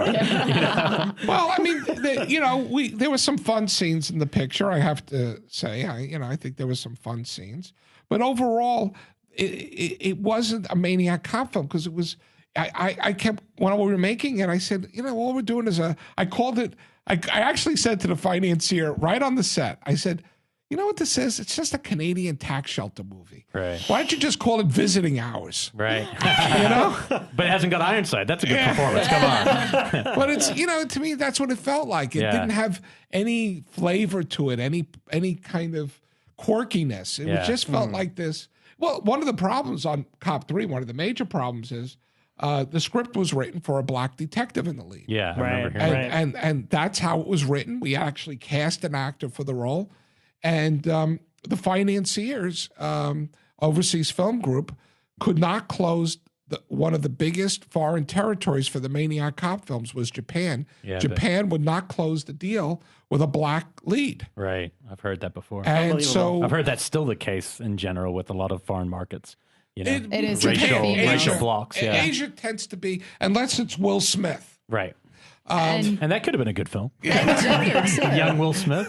Gender is still an issue because I yeah. told you guys in past about how my husband was selling a film and they told him that it wouldn't sell in Middle Eastern markets if there was a female lead. So he had to change his female protagonist to a male.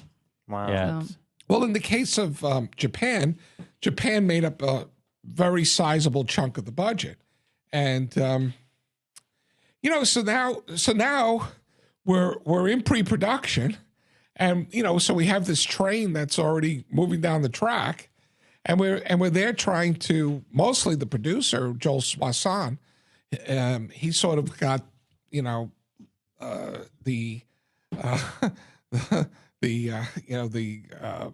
unlucky task of having to rewrite the script and try to push a square peg into a round hole.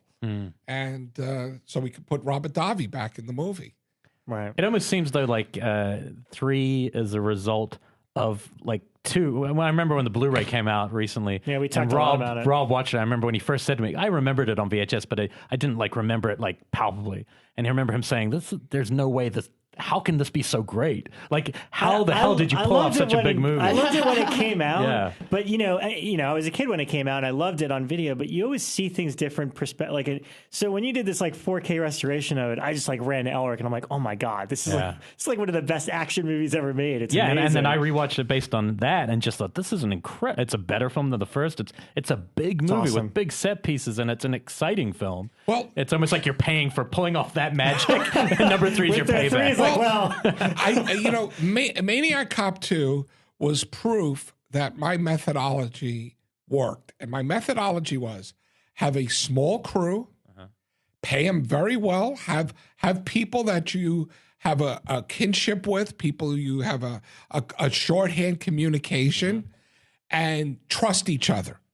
And that's how that movie got made. That's great. That's how the movie got made. There wasn't a bureaucracy. It was a very simple process. I had a great stunt coordinator in Spiro Rosatos, the best you could imagine. Jim Lemo, the cameraman, was on the top of his game. Dave Kern, the editor, Jay Chataway doing the music, and we had I had good assistant directors both here and in New York, and it was. There was always problems, to solve, but it was a thing where we were working together. There was no nonsense. We didn't have to deal with politics. Right. You still controlled the movie. Yeah. And you know what the best thing is if I was going to do something that somebody thought was not the right thing to do, they'd speak up. Right, because you trusted their opinion, or you could at least there was nobody there. Like, it was like, Bill, maybe we should try to do this instead of, that's okay. That's a better, there was no feel like nobody was walking, marching behind me and just taking everything I said. People we were collaborating while we're making the movie. And you got to do that because no director has all the great ideas in his head. Did you know as soon as you finished one that Bruce Campbell wouldn't be able to be the lead again, or did you plan that he wouldn't be the lead? Well, what we knew is what Larry and Larry, I forgot to say, Larry wrote 2 great scripts, Maniac Cop 1 and Maniac Cop 2. Maniac Cop 2 would have not been as good, not nearly as good without Larry's great script. He really gave me a bulletproof script from beginning to end. And how did you guys meet? Were you guys, because it's funny, I always think of John Landis and Joe Dante as these, old-time friends who have been, the other group on the New York, I always think of you two, but I don't know the story, like how you guys met as film fans or filmmakers. Well, we first met because of a executive at a New York City laboratory. And he said to us one day, he said, this guy, Dan Sandberg, he said, You two, Larry Cohen and you, the two of you should meet someday. You both look exactly alike. You both are the same. You're both the same. He says, you got to be, because we were both using the same lab. And you guys got to get together. So when I came to California on one of my trips, I hadn't moved out here. I met Larry for breakfast at Musso and Frank.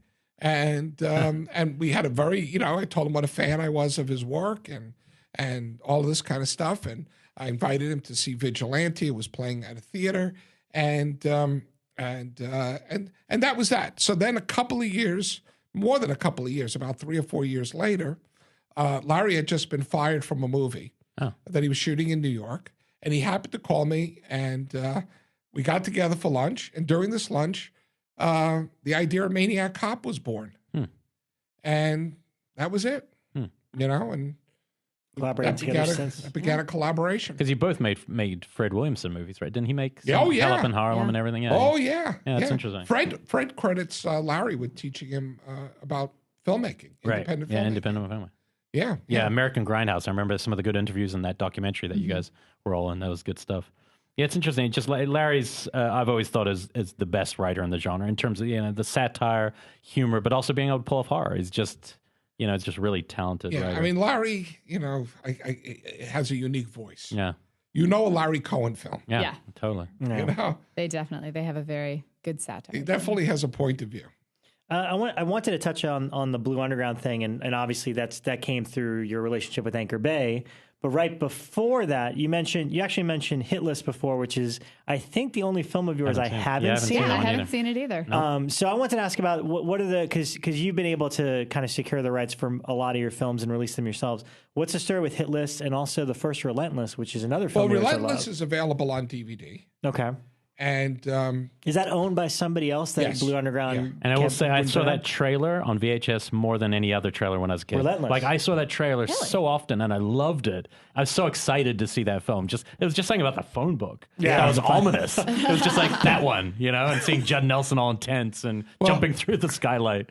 The writer of Relentless, who took his name off the film, not because of the movie, but because his career at that same moment had escalated, was Phil Alden Robinson, who wrote Field of Dreams. Oh, wow. And Field of Dreams was just at the same time we were making Relentless.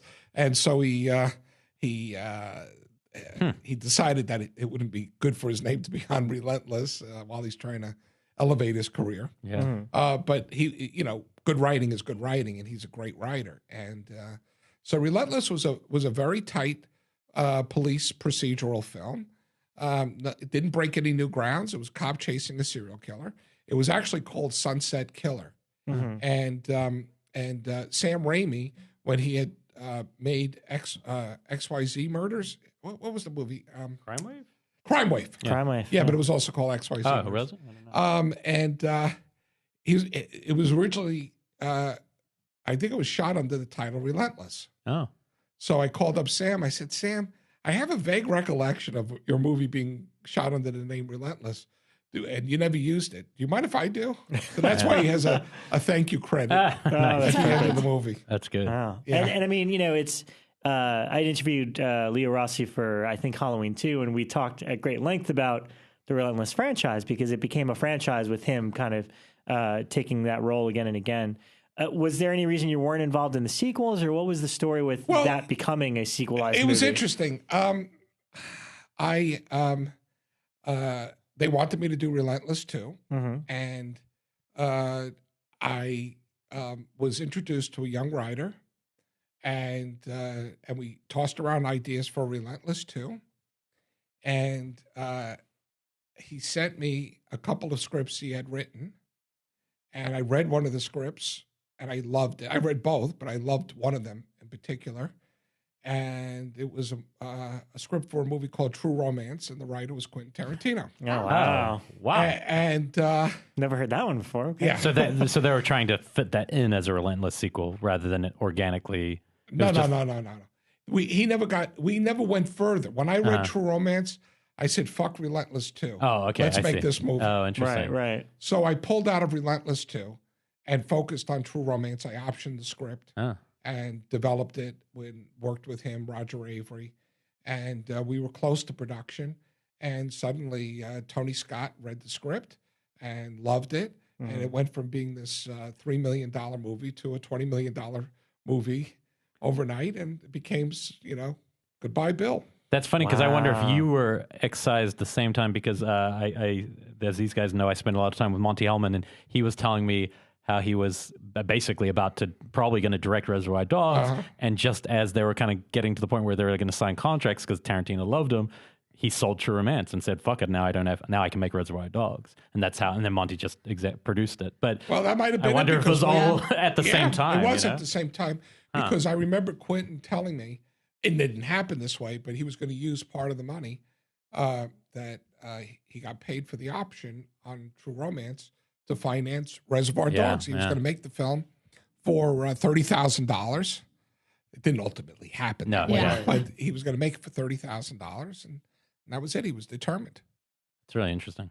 Yeah, the amount of unmade films by directors in this, it's just incredible. All the different films that people could have made in this town is pretty wild. Well, I mean, it's a very common experience. It just happened to be kind of a high profile one. Yeah. That's interesting. So exactly, it's funny because I credit you essentially for because you were doing all this work with Anchor Bay, getting some of the Fulci films, the Argento films. That was the first time I was seeing those movies, was when they were coming out on DVD for the first time. I read about them in Fangoria and stuff like that and just wondered what they were like. But it wasn't until Anchor Bay just started, churning these out. And it was a pretty golden time for DVD. Because, I mean, you'd go to a Fango convention and you'd hunt for a bootleg, VHS or whatever, and you'd hope that it'd look okay and you hope it would be uncut and all that. But yeah, I mean, how did that all come about? Because, well, how it came about with Anchor Bay is I in the 90s, while I was still directing movies, I was a big Laserdisc collector, and I proactively went out, not aggressively, but when opportunities would arise, I'd go and acquire rights to movies that I wanted to see on Laserdisc, and I would do commentaries, I was kind of, just kind of putting them together, not as a business, totally as a hobby. And Anchor Bay approached me that they wanted to take what I was doing on Laserdisc and put them out on VHS the same way. They wanted to do them letterboxed with, with the extra bonus material and all that kind of stuff. So that started a relationship between myself and Anchor Bay. And then during this, we as soon as we started, suddenly DVD started to emerged. Anchor Bay attempted to get into DVD, but stumbled very badly. Came to me, said, "Could you help us? Put out DVDs." And so I did, and I grew an organization to as a kind of an assembly line, putting out DVDs with Anchor Bay, and I was also at the same time acquiring my own films and putting them out through Anchor Bay. So it was a fun period. Yeah, God, you just reminded me. I remember buying all those damn clamshell VHS of Demons and Phenomenon and all that stuff. Was it out of a fan perspective, like as a fan of films, that you decided to kind of start doing with the extra features? And because I've said on here before, like my all-time favorite extra of any film was that one I think you made with David Gregory, the Joe Spinell story. Right. I mean, really, that just knocked my socks off. Yeah. It was just such a loving portrait of a guy. But like that seems you have to love movies to bother with all that. Look, I think any good business comes from passion. Yeah. And whether you're making a movie or doing videos, whatever it is, you got to be passionate about it. I don't care if you have a shoe store. Yeah. You got to be passionate about what it is you're doing. Money is the byproduct of passion. It's never the objective. If your objective is money, it just never works. Yeah. I've never been successful if I say my primary objective is money. So it is all out of passion. What you see in Blue Underground and what you saw in those early Anchor Bay releases was all fans. We were fans, and we were doing what we wanted to do. It was a great period. No one was overseeing what we were doing, and we were just kind of doing it without any restrictions. When did it spin out, become Blue Underground from Anchor Bay solely? Like, what happened is in 2001, I became aware that Anchor Bay, through a secret source, I became aware that Anchor Bay was on the sales block, and it became clear to me that my future was limited. So rather than wait till the party ended at Anchor Bay, I started up Blue Underground. So I was sort of transitioning my company from Anchor Bay to Blue Underground. And our first Blue Underground releases came out in September of 2002. What was the first title? Do you remember? Yes. 3 titles, actually. Shockwaves, The Prowler, and Toolbox Murders. Oh, good. Yeah. 3 fun. Yeah, all 3 came out the same day, and that was it, and I've been releasing through my company ever since.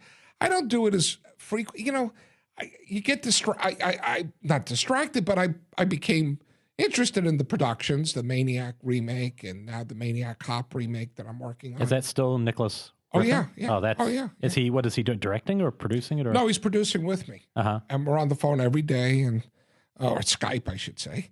And yeah, we're working on it. What did he say? You guys have history, though. Oh yeah. They've been friends for a long time. Yeah, we've been friends a long time. What was his? We already have a green light. We're going to be shooting in the fall. But who's directing? You don't know. We're actually giving it out to directors now. But what was it in the film that somebody like him saw? Does he ever express to you what it was about the film that he loved? About Maniac Cop? No, we never really got into just a cinephile like a. Yeah, he liked the movie. I mean, he liked Maniac Cop. The one thing we always disagree about while we've been going through the writing, Ed Brubaker wrote the script.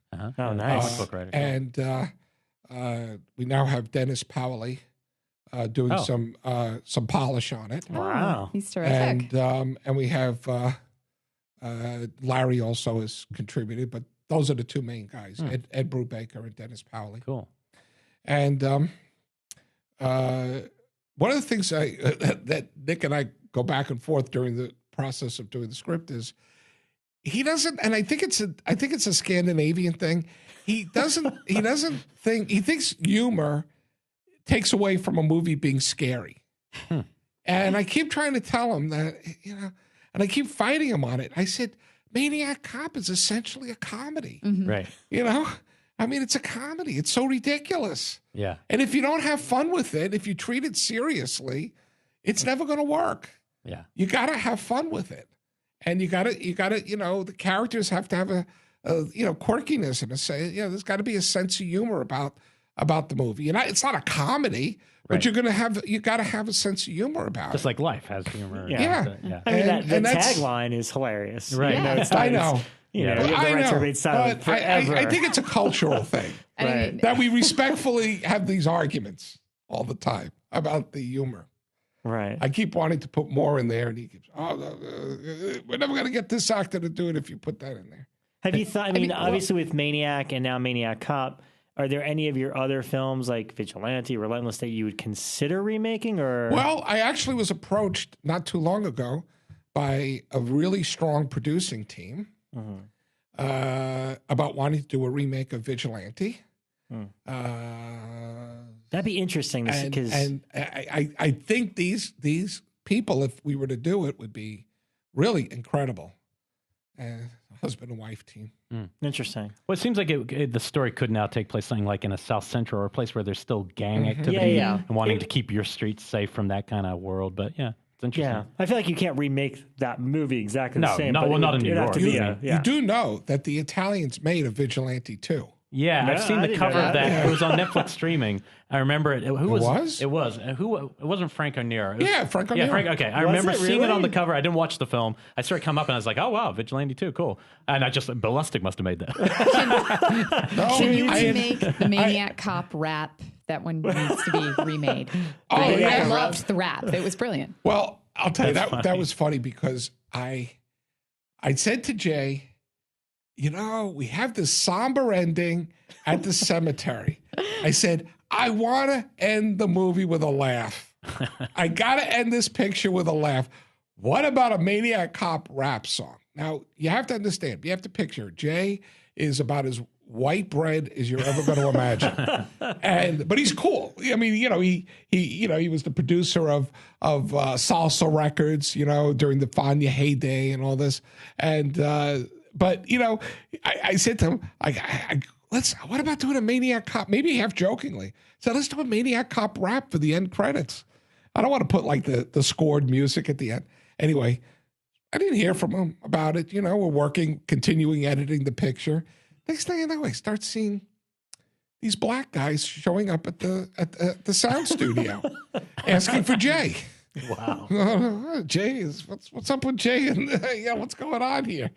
And it turned out he was auditioning rappers for the song, and he had written the song, and he didn't want me to hear it until he had done a temp recording of it.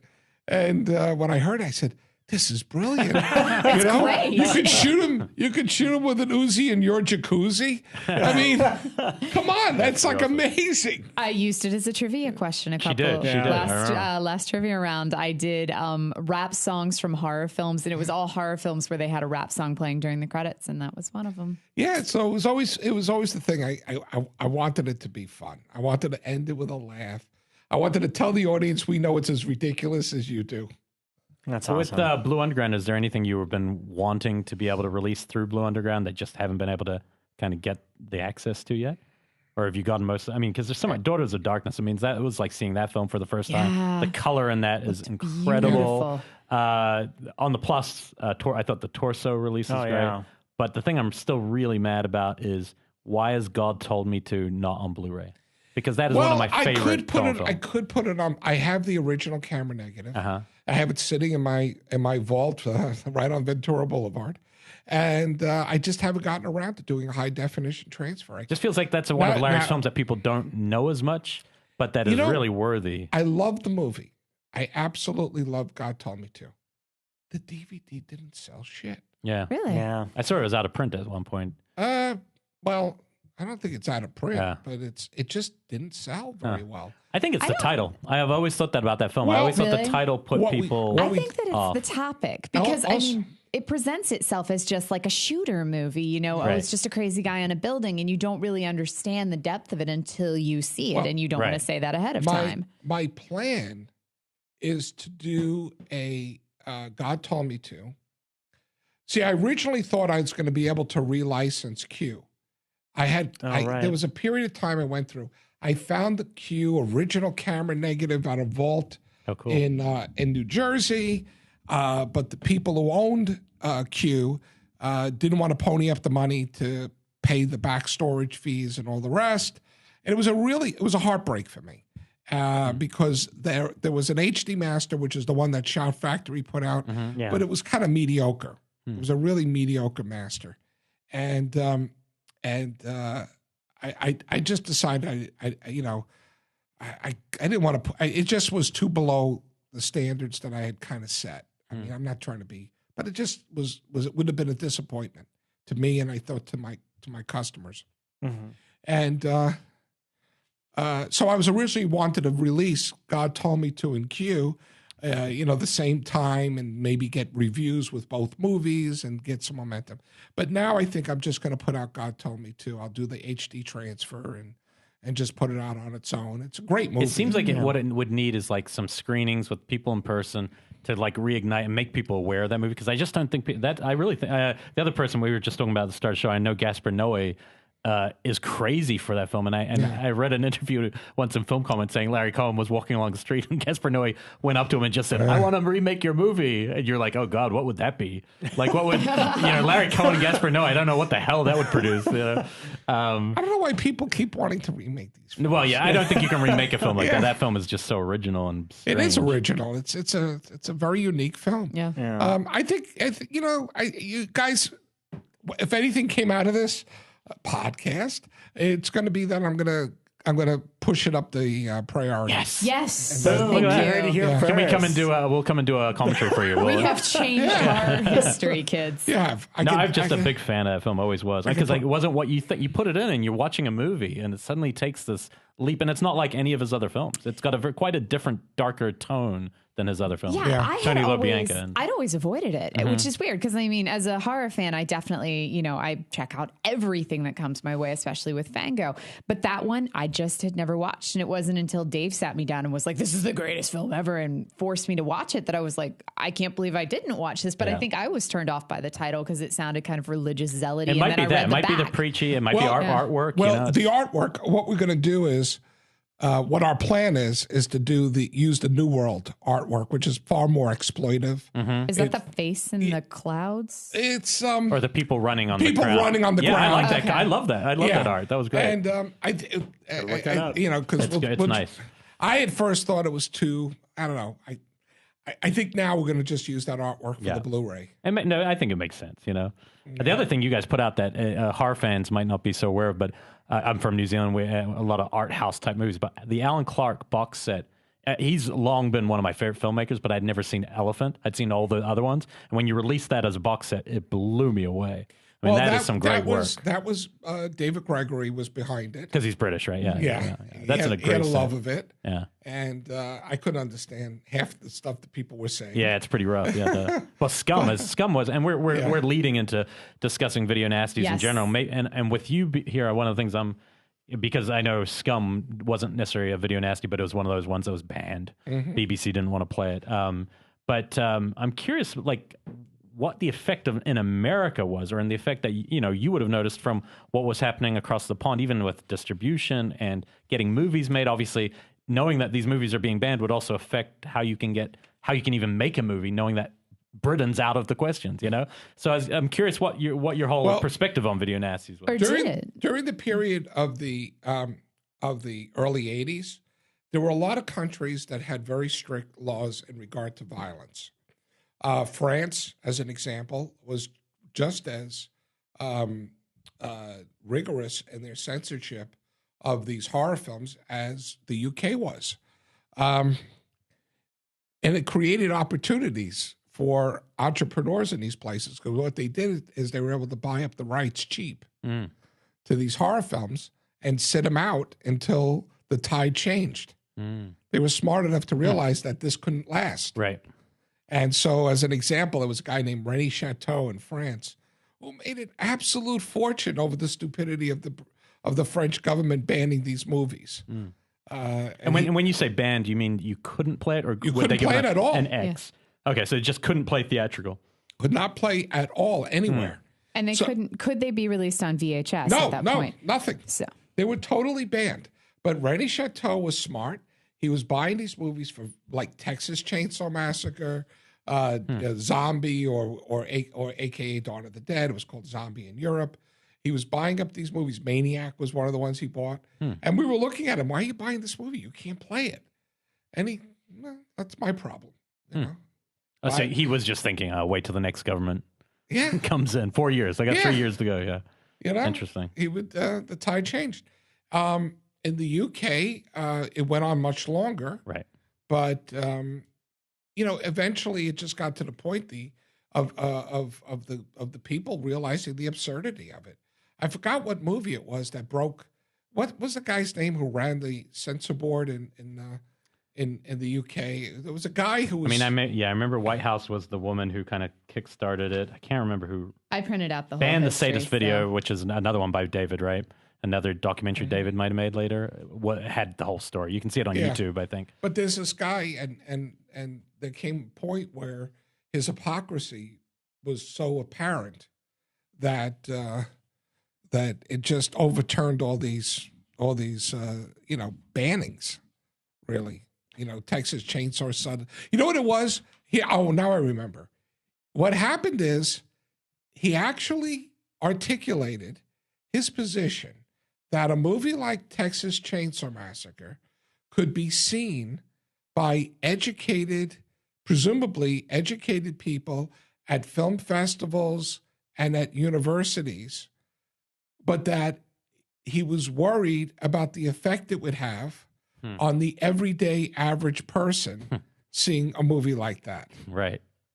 And that just outraged. Yeah, I mean, it kicking just sand in their eyes. Oh my God! Yeah. Talk about elitist. Yeah, that's pretty good. And that really was what it came down to. That broke that was it. That was the straw that broke the camel's back. Because before the show, we were talking about the 70. There was technically 72 titles that are often associated with the banning in '83. But we were saying that as far as we knew, Maniac wasn't on that list, but was banned, just like Chainsaw Massacre had to have cuts. And I'll say it from I grew up in a censorship country too with New Zealand, but I would say to me it's far more destructive to make edits to a film than it is to ban a film. To ban a film, you have hey, people are only going to want to see it more.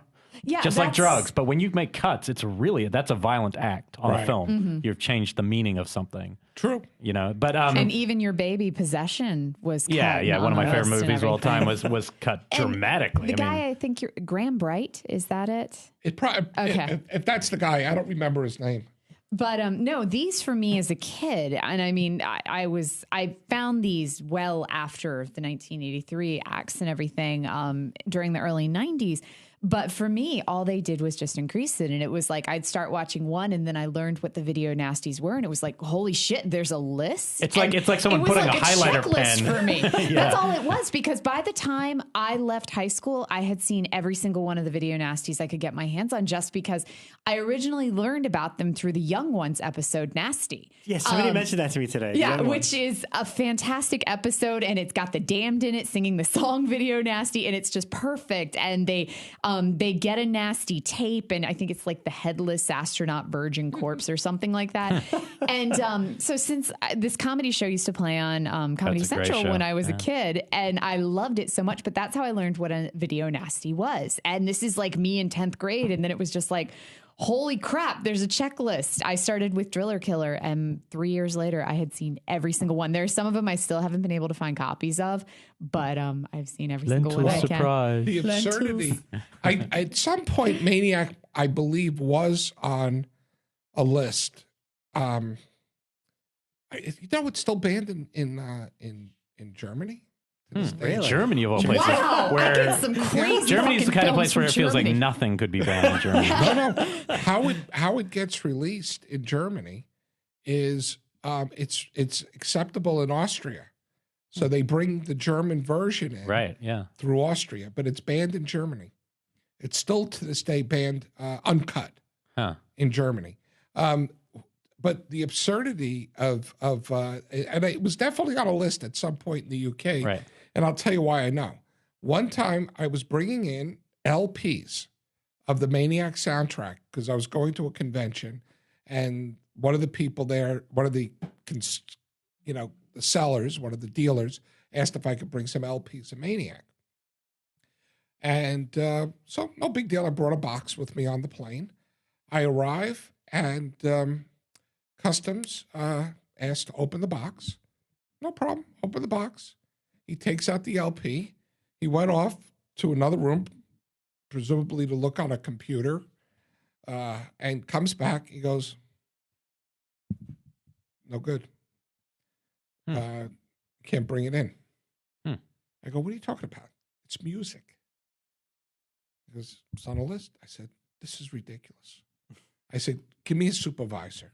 make a long story short, I finally got it through because, you talk to enough people and you say it's music. Yeah, it's not the movie. It's not the movie. It's music. But had you been taking in videotapes, they would have been just scenes. Absolutely scenes. That's interesting. Well, this is according to Wikipedia, and we know how correct that is. But according to this, Maniac was banned in 81 and then again in 98 and then released with 58 seconds worth of cuts in 2002. In the UK. Yeah, that sounds right. Sounds right. Yeah. Okay. So I know the Anchor Bay was cut. But that's still a pretty big market to lose financially from your film, right? At the time. No, I was still able to release it cut. Oh. I mean, the distributors wanted to put it out cut. It was so they just made the cuts. But did they pick the minute that got cut, or did they give it back to you and say, keep editing? No. I'm done with the movie. I'm done with the movie. Yeah. Now it's just an income source. And if they're stupid enough in that country to want to cut movies, then the people get what they elected. So how did that wave of what was going on in UK, did it affect the scene in America at all, or did it affect the censorship in America? No. So the moral panic never really, the wave of that never kind of affected America. No, we never had censorship really in America. We had protests, things like that, but. And the rating system can kill and can hurt a movie financially. Well, when you have a movie like Maniac, it's really kind of bulletproof. We did have to cut it to get an MPAA R rating to play certain southern states. And I was involved with the editing.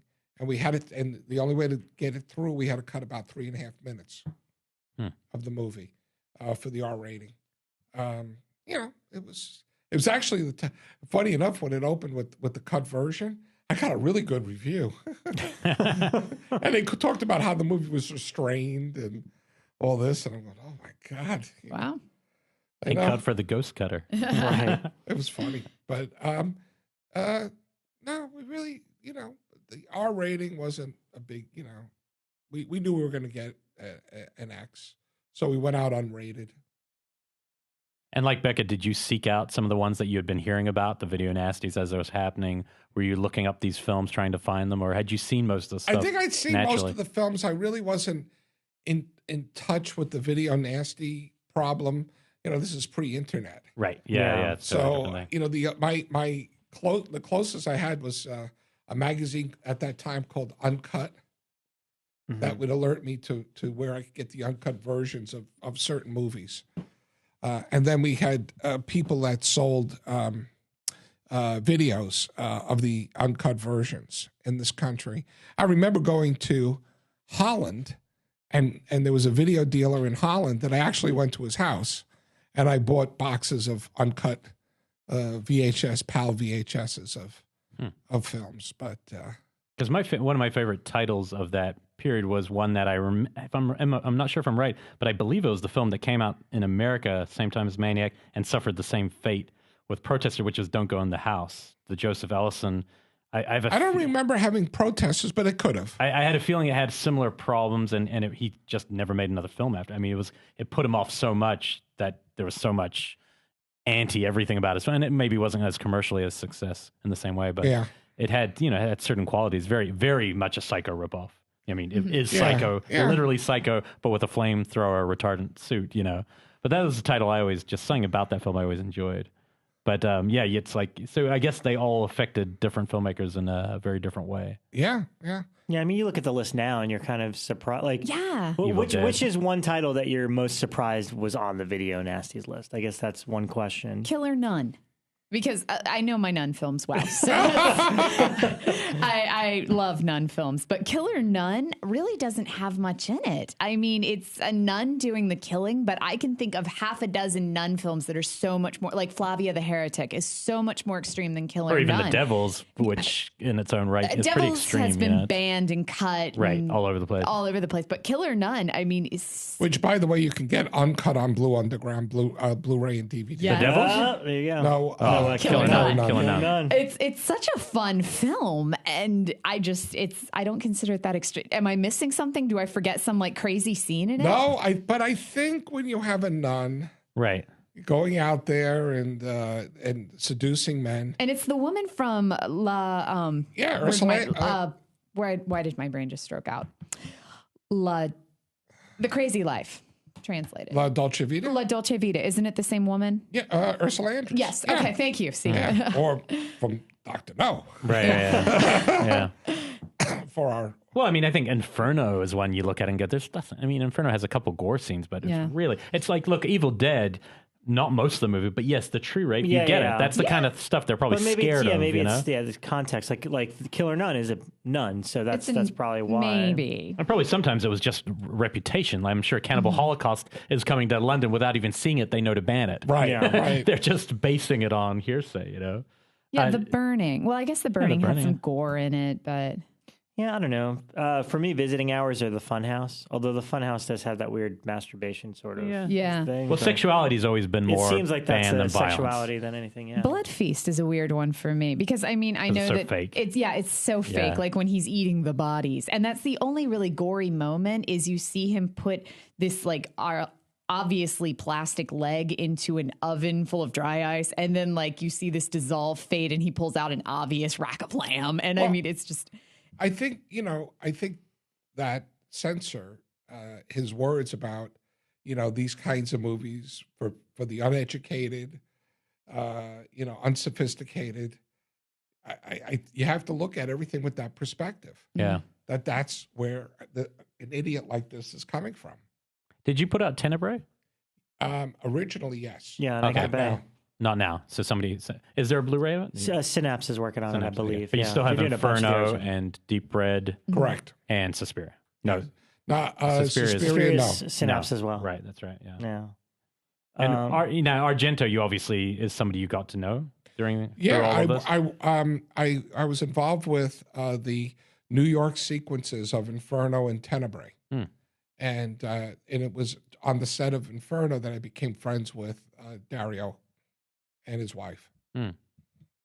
Not Dario Nicolodi? Or Dario Nicolodi. When she was, okay, yeah. We were sitting out in Central Park doing the scene with the guy who was the food vendor, runs across the water and gets attacked by the rats. Rats, yeah, one of the classics. And while shooting that scene, I'm sitting with Dario on a beautiful night in Central Park on a bench, and he says to me, "I just love the night." Nice. And he also pointed to a Central Park South hotel where he wrote the sequence overlooking where we were shooting. Wow. That's great. Pretty awesome. Wow. Yeah, I mean, it's interesting. Before you had brought his films in, there must have been a cult fan base for his work, but I guess the masses hadn't really. Argento was not the name. I think Argento was starting to get, the fan magazines, Fangoria and all these magazines, Dark Side and the UK, and they were all writing about Argento, so there was a waiting audience to see really good versions of his movies. Suspiria, I remember, had a really good box cover when I was a kid, that even before I knew who Argento was or knew anything about the Italians, it was, and I remember the tagline was like, the only thing more terrifying than the last 10 minutes of this movie are the first 80 or whatever it was, number-wise.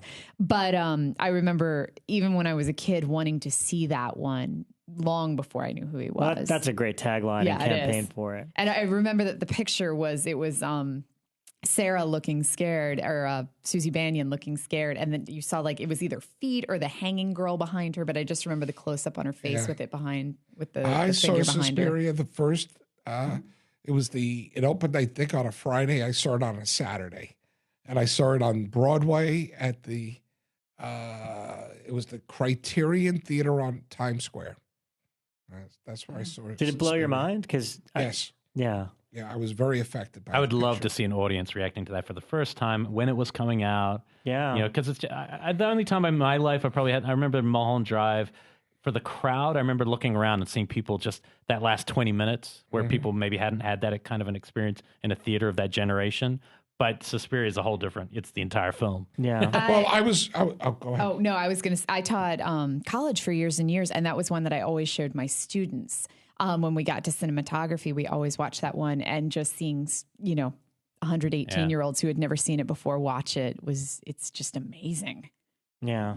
It is. It's a great movie. Yeah. It's a masterpiece, really. And and I was by that. I mean, I followed from when I first saw Bird with the Crystal Plumage.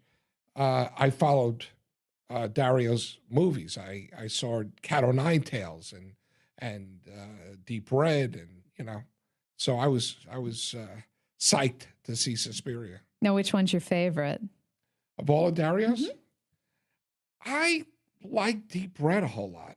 There's a lot about Deep Red that I like. I think Suspiria is great. I mean, but there's something about Deep Red. The music I just love the music in it, and the mystery side of that's great. Yeah, which version do you prefer? Which one? Which version of Deep Red do you prefer? Because I'm actually glad that the Blu-ray has both. Yeah. Me too, because I'd only seen Deep Red, the extended one on DVD, and then they showed a print of it at the New Bev as the Hatchet Murders, which is the shorter version, and it just played so much better. Well, so much crisper. No, but this actually made a third.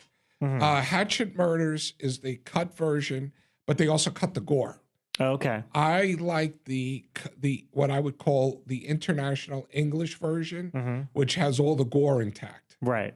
But it's still a shorter. It's a much shorter. It got rid of all that comedy. Yeah. Okay. It's silly comedy. Yeah. Which is on the Blu-ray, and which is kind of prevalent in a lot of Italian films, especially giallos and stuff. There'll be this great atmosphere, and then spoiled by a weird, out of place cop scene, like we're talking about. I was talking about that. I don't think that that's just the Italians, though, because we talked about it with Town That Dread Sundown. And I mentioned it with Last House on the Left, with the weird like Keystone Cop moments in between, brutal torture. Yeah.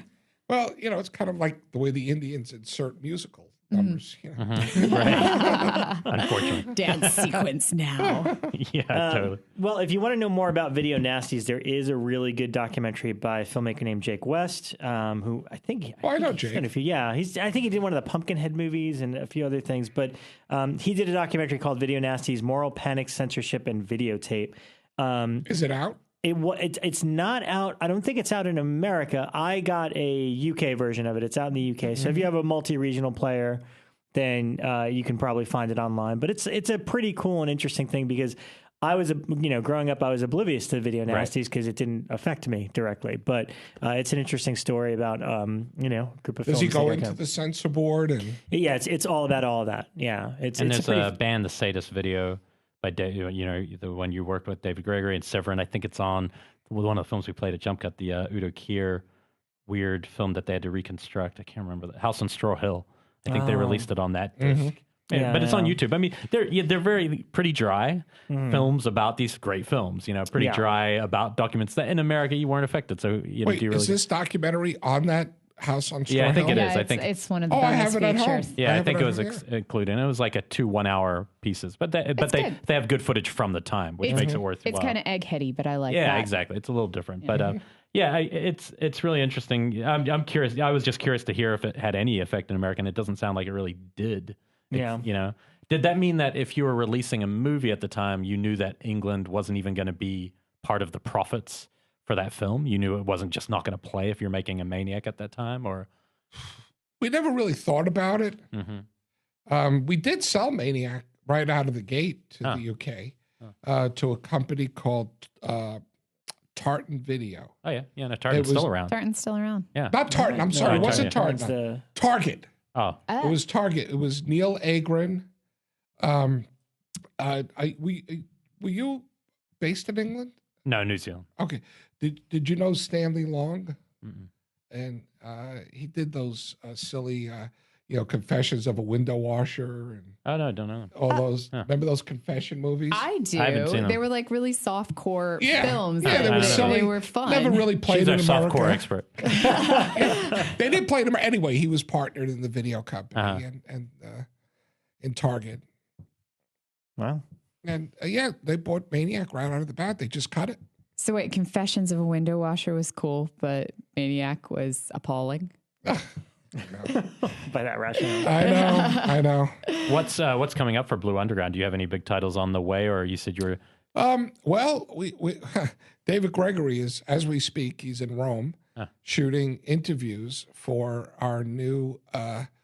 We're doing an HD release of 1990, The Bronx Warriors. Oh, wow. The New Barbarians, and here's the most exciting, Escape from the Bronx, which has never been available on DVD. Oh, I haven't even seen it. Cool. And it's the best of all those apocalyptic movies. Huh. Nice. So we're releasing all of them, and we're going to have this major documentary with Enzo Castellari, Fabrizio De Angelis. We shot, I should say David, he shot yesterday or today, I forget, I lose track, which with the time changes. He shot at the Pala Studios where they shot all those movies. And so on the set with, in fact, That's cool. He gave me some photos of Enzo Castellari playing with the weapons they used on those movies. Wow. Yeah, we have that. We have a new spaghetti western. We constantly get emails about spaghetti westerns. We have a new one, Man, Pride, Prejudice, which is, or as it's also called, Django. I forget what the rest of it, but it's got Franco Nero. Oh, so it's playing the Django character, or no? He's in certain versions they call him Django, but it's not technically a Django film, but it's a great spaghetti western action film. We're also doing a new high def. We already did it on Companeros, which is Sergio Corbucci's masterpiece. Let's see, we're doing a double feature in July, Blu-ray of Hell of the Living Dead and Rats. Whoa. And it includes a new interview with Claudio Fugazi, who was the assistant director and talks all about the making of those films. And for those of you who know Claudio, Troll 2. Troll 2 has become infamous. Troll 2. So what about through the, because you guys have released a lot. When I was looking just before I came, and there's a lot of good titles in there of the stuff that you think is really great, but maybe under-known in America. For me, the one title that just jumps out, because I love Giallo, but I think The Fifth Chord is a masterpiece. Like that, and that's a Franco Nero. I've never seen that one. It's the same crew who did The Fifth Chord. It's funny you mentioned it. Are the same crew that did that, did Man, Pride, and Vengeance. Interesting. Yeah, the new spaghetti. It's just beautiful. I think it's shot by, and I think it's Ennio Morricone. I think it's a DP that Argento. It seems like it was a lot of. It's what's his name? It's Vittorio Storaro. Storaro. And so Storaro every shot's gorgeous. also shot Man, Pride, Vengeance. Right. And we're doing an interview with Storaro. Oh wow! That's going to be on the new DVD and Blu-ray. Yeah, he's one of the great cinematographers and has an amazing book on color theory and just the ultimate art DP, if you don't know who he is. But there's something about that film that it seemed like it transcended even Giallo. It was just so beautiful. But that's something I'd never even heard of until I was having to research Giallo, and I came across your release of it. And so that, and I think the Torso release is great. And but is there any titles of your, especially your horror stuff, that you would say somebody needs to see this film if you haven't yet? Because there's so much good stuff. Oh God, it's so many. Yeah, there's so many. We also have started an HD of Shockwaves. Oh, cool. Oh, nice. Where does Ken Wiederhorn still around? He's somebody I've always been curious to know where he lived. Because Brooklyn. Okay. Oh, so he's a New Yorker. Yeah, okay. Yeah. I always liked Shockwaves growing up. And he became kind of disillusioned. He had some disappointments and decided to move on and do other things. Yeah. Very talented guy. Yeah. But, that's a really cool film. That's unfortunately cool what happens. Yeah. Yeah. The best Nazi zombies in the biz with their blue shirts and their blonde hair coming out of the water. Yeah. That's a great one. But yeah, I mean, if people are unfamiliar with Blue Underground, make sure you check it out because there are so many great titles. And the extras and the transfers are pretty, next to none for them, especially for that work. Yeah, Daughters of Darkness would be a highlight. Too. Mm-hmm. Yeah. Oh, I forgot to mention Stage Fright. The Soviet film? The Owl? Yeah. Oh, fantastic. Suave. We're actually shooting the interview with him tomorrow. Oh, fantastic. In Rome. Oh, wow. Excellent. I'm trying to track a film of his down. I've never seen it. Have you seen The Sect? Oh, yeah, I love it. Is that available anywhere? Do you know? I have a laser disc of it. I've never seen it. I just read a list, and I didn't even know he made it. So the other one, you missed the start of the show, but I have to ask you now because you were just talking about Austria before. But I'd seen a film. Gaspar Noé was in town last week, and he showed Angst the German film, and it knocked my socks off artistically how well it was. But is that a film that you guys would the kind of film you guys could release, or because it's just not available, it's not out? Yeah, I haven't seen it and don't know anything about it. Okay, I'll have to keep sending you emails now and send you a copy somehow, because it is just Is Gaspar still in town? I have no idea. I don't even know why he was here. It was just it was like a secret screening thing they threw together. But that film, he said, was more influential as 2001 on him, and it really is something. It was not exploitation. It was, somebody had made this really kind of important art piece about a killer, and you couldn't believe how well shot it was. Wow. Had Tangerine Dream score and it's all this stuff. So, well, it's interesting how every now and then some film comes out of nowhere. Yeah. From the past. New one to hunt down now. Yeah, you can never see it all. You can't see it all. And that's the great thing about it. Yeah. I'm a big fan of film noir, and it's the one genre that some great movies hidden, come to light. It's one of I feel like I could never get to the bottom of the well. Yeah. Somebody showed me Angel Baby a couple weeks ago, and with Mitchum, and I was just like, "How did I miss this one?" Yeah, it's just great. It's great. It's him playing a very different kind of character. But yeah, you're right. There's just a wealth of movies, and because they're not all released, a lot of the time you won't see it until somebody plays it somewhere. I'm now on the hunt for two of them. That they're both kind of porny, actually. Cafe Flesh. I wrote about Dr. Caligari last week on FearNet. And that's not available on the DVD? new Caligari. Cafe Flesh is not available on DVD. Really? The sequels are, because they made like Cafe Flesh 2 and 3 and 4, but the original is not. And then just from doing research on that, I got connected to Panorama Blue, which is another psychedelic porn film from 1974. Never made it to DVD. I can't find a VHS copy anywhere. So any viewers out there who have a lead, let me know.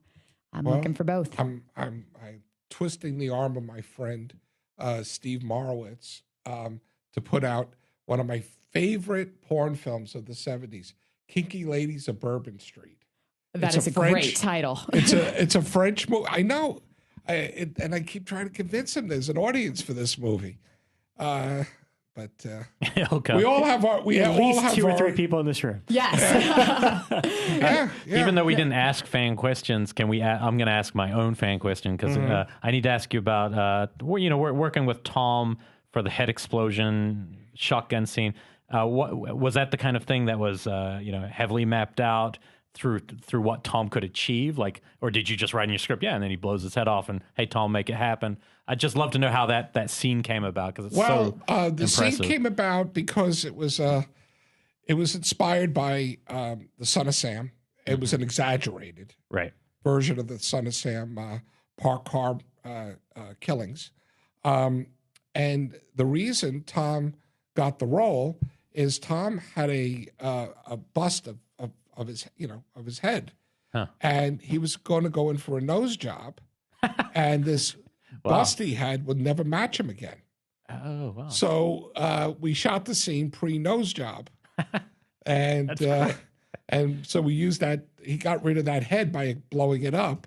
Wow! So you had one shot at it? Oh yeah, that was it. Oh, so one take. 3 cameras. Oh wow! Yeah, it's just such a great I never scene. noticed that he had a nose job. Yeah, That's now crazy. we Was that because the he was trying to become more of an secret. actor at that point in his career, or was he always a makeup? Yeah. A sex machine. He's always the sex. I've seen so many pictures of his abs. So Yeah. Yeah. Tom's a character. Yeah, it's a great thing. Man-child. Yeah. And now is the Blu-ray of Maniac's also out now, right? Oh yeah. And does that still have the documentary from the? Absolutely. All right, people need to check out that film if you haven't seen the Joe Spinell story, especially if only for the Godfather residual story, which is my favorite story about Hollywood. Oh yeah. It's just, and we won't ruin it for you here. Go rent it. It is a hilarious. Yeah. Do you know that story. Bryan Singer, who I actually saw a week ago, and I reminded him of it. He put it down as one of his Desert Island movies, discs, only because of the documentary. Yeah. Just Spinell story. Wow. He just thinks that, he even, I ran into him after he had already done that Desert Island article. I think it was for Maximum or something. Oh, wow. He was telling me when he was doing Superman in Australia, he showed George Lucas the Joe Spinell documentary. Oh, wow. So a lot of interesting eyeballs have seen that documentary. Just something about him that's very he pulls you in. He reminds me of someone like Lon Chaney or somebody who just you want to get closer to them, even when they play villains. He's you know, the one thing I learned. Are we able to say anything? There's no censorship here. Okay. The one thing I learned from Joe, which was very informative at an early age, is Joe is not what you would call a classically handsome man. Right. But what I found is you put him in a party or in a bar, and he winds up with the prettiest girl in the room. Mm. And what that taught me was that women fuck with their ears, whereas guys fuck with their eyes. Right. And the fact that he has such a great spiel about him, he was able to seduce girls. Remarkable women that he was able to seduce. That's really interesting. And it was good for him. Well, there's also that crazy YouTube clip where Spielberg finds out that he didn't win the Oscar for Jaws, and Spinell's sitting next to him, and you're like, how did Spinell and Spielberg ever know each other? Like, did they ever work together? I don't think they. They met. I think it was on 19. What was it? 1981. Yeah. The Belushi. The Belushi. 1981. Yeah. They 1941. No, they met before that. I'm so sorry. They met because Joe was working at Universal on some stuff at Universal. It might have been the Stallone movie, Paradise Alley, which they shot on the Universal lot. And Joe just had this way. People loved him. You know, he can go in and talk to anybody. We went to the premiere of Apocalypse Now at the Ziegfeld. We just bought regular tickets. Suddenly, Francis Coppola sees Joe, and we're watching the premiere with the Coppola family. Yeah, you know, everyone loved him. He was just a loved guy. Yeah, crazy, and there were times you just couldn't put up with him. Yeah, but and as far as the Spielberg thing, him and Frank, who's also in that office, Spielberg wrote the scene with the two guys on the dock in Jaws, the two fishermen who were the dock collapses and everything. That was written for Joe and Frank, and Frank. It was either Frank or Joe. It probably was Frank. They were out partying, and Frank didn't say, "Oh, we got to drive ourselves up to whatever Martha's Vineyard. It's only one day. Oh, wow. What's this movie, Jaws? It's a monster movie. Nice. What are we doing, Joe? You've been in Godfather. What are you doing in a movie called Jaws?" That's funny. Wow. Yeah. Wow. Yeah. Well, yeah. I mean, definitely. You know, if you don't have it, the Maniac Blu-ray is just. And Maniac Cop 2 was just deeply impressive, and the Maniac Cop 3 documentary, which is better than the film Maniac Cop, was kept telling me to watch it, and I watched it a couple days ago. It's worth it just for the documentary. It's so good. It's like it's worth owning. I mean, it really is quite and I think he was one of the producers. I believe the guy who took over was one of the producers on the Project Greenlight series. Yes, he was with Gulager, who also had a lot of problems. It was a friend. John's a friend of ours. There's a lot of, kind of side, but just typical production issues, But you see, Joel Soisson, what's interesting about Joel is he was not the problem. He wasn't the problem. He was not in his effort to be a conscientious producer. He sucked the life out of the picture, and he came to realize later that that was the end result. And because he's now become a director. Right. Yeah. And he realized that it was, That's interesting. Yeah, that's how I'm fascinated because he did like the Prophecy sequels and he did? I didn't know. There's like tons of like Children of the Corn sequels and stuff like that. He's done so much of these like Dimension horror direct-to-video sequels, and I'm like fascinated that, he started out essentially on Bill and Ted's Excellent Adventure. He already had done some films. Yeah. He'd produced some stuff like Bill and Ted. he was trusted by the financiers, Overseas Film Group. It's the way things happen, man. He wasn't a bad guy. None of the people were. It was just a thing where, when you make a movie, hire a director you trust and leave them alone, because there can only be one chef in the kitchen, and that's it. And if you don't believe in him, find somebody you do. Yeah. That's all. You know, I mean, that's just the way it is. Yeah. Whatever, man. You made Maniac Cop 2. That's all that counts. Amongst other ones. Did you besides the Maniac Cop remake, are you actively producing any other work right now? Or there's a project I'm working on that I can't announce right now, but it's another horror project. How about now? I'll ask you after the camera goes. Oh man, that was great. Yeah. Thank you so much for coming on Thank and celebrating you. our 50th episode. Sharing cake with us. I can't wait to have some pie. Elric, Yeah. I didn't want to start munching into a microphone. And let's not forget that on this show we have heard that the film that I've wanted to see on Blu-ray more than any other film, next to probably The Stuff. God told me to, so we're hearing It's coming. Gonna come. Coming. That's an exclusive. You have an exclusive. And if Jim Coons is doing the extras, let me know because I want to come by and play.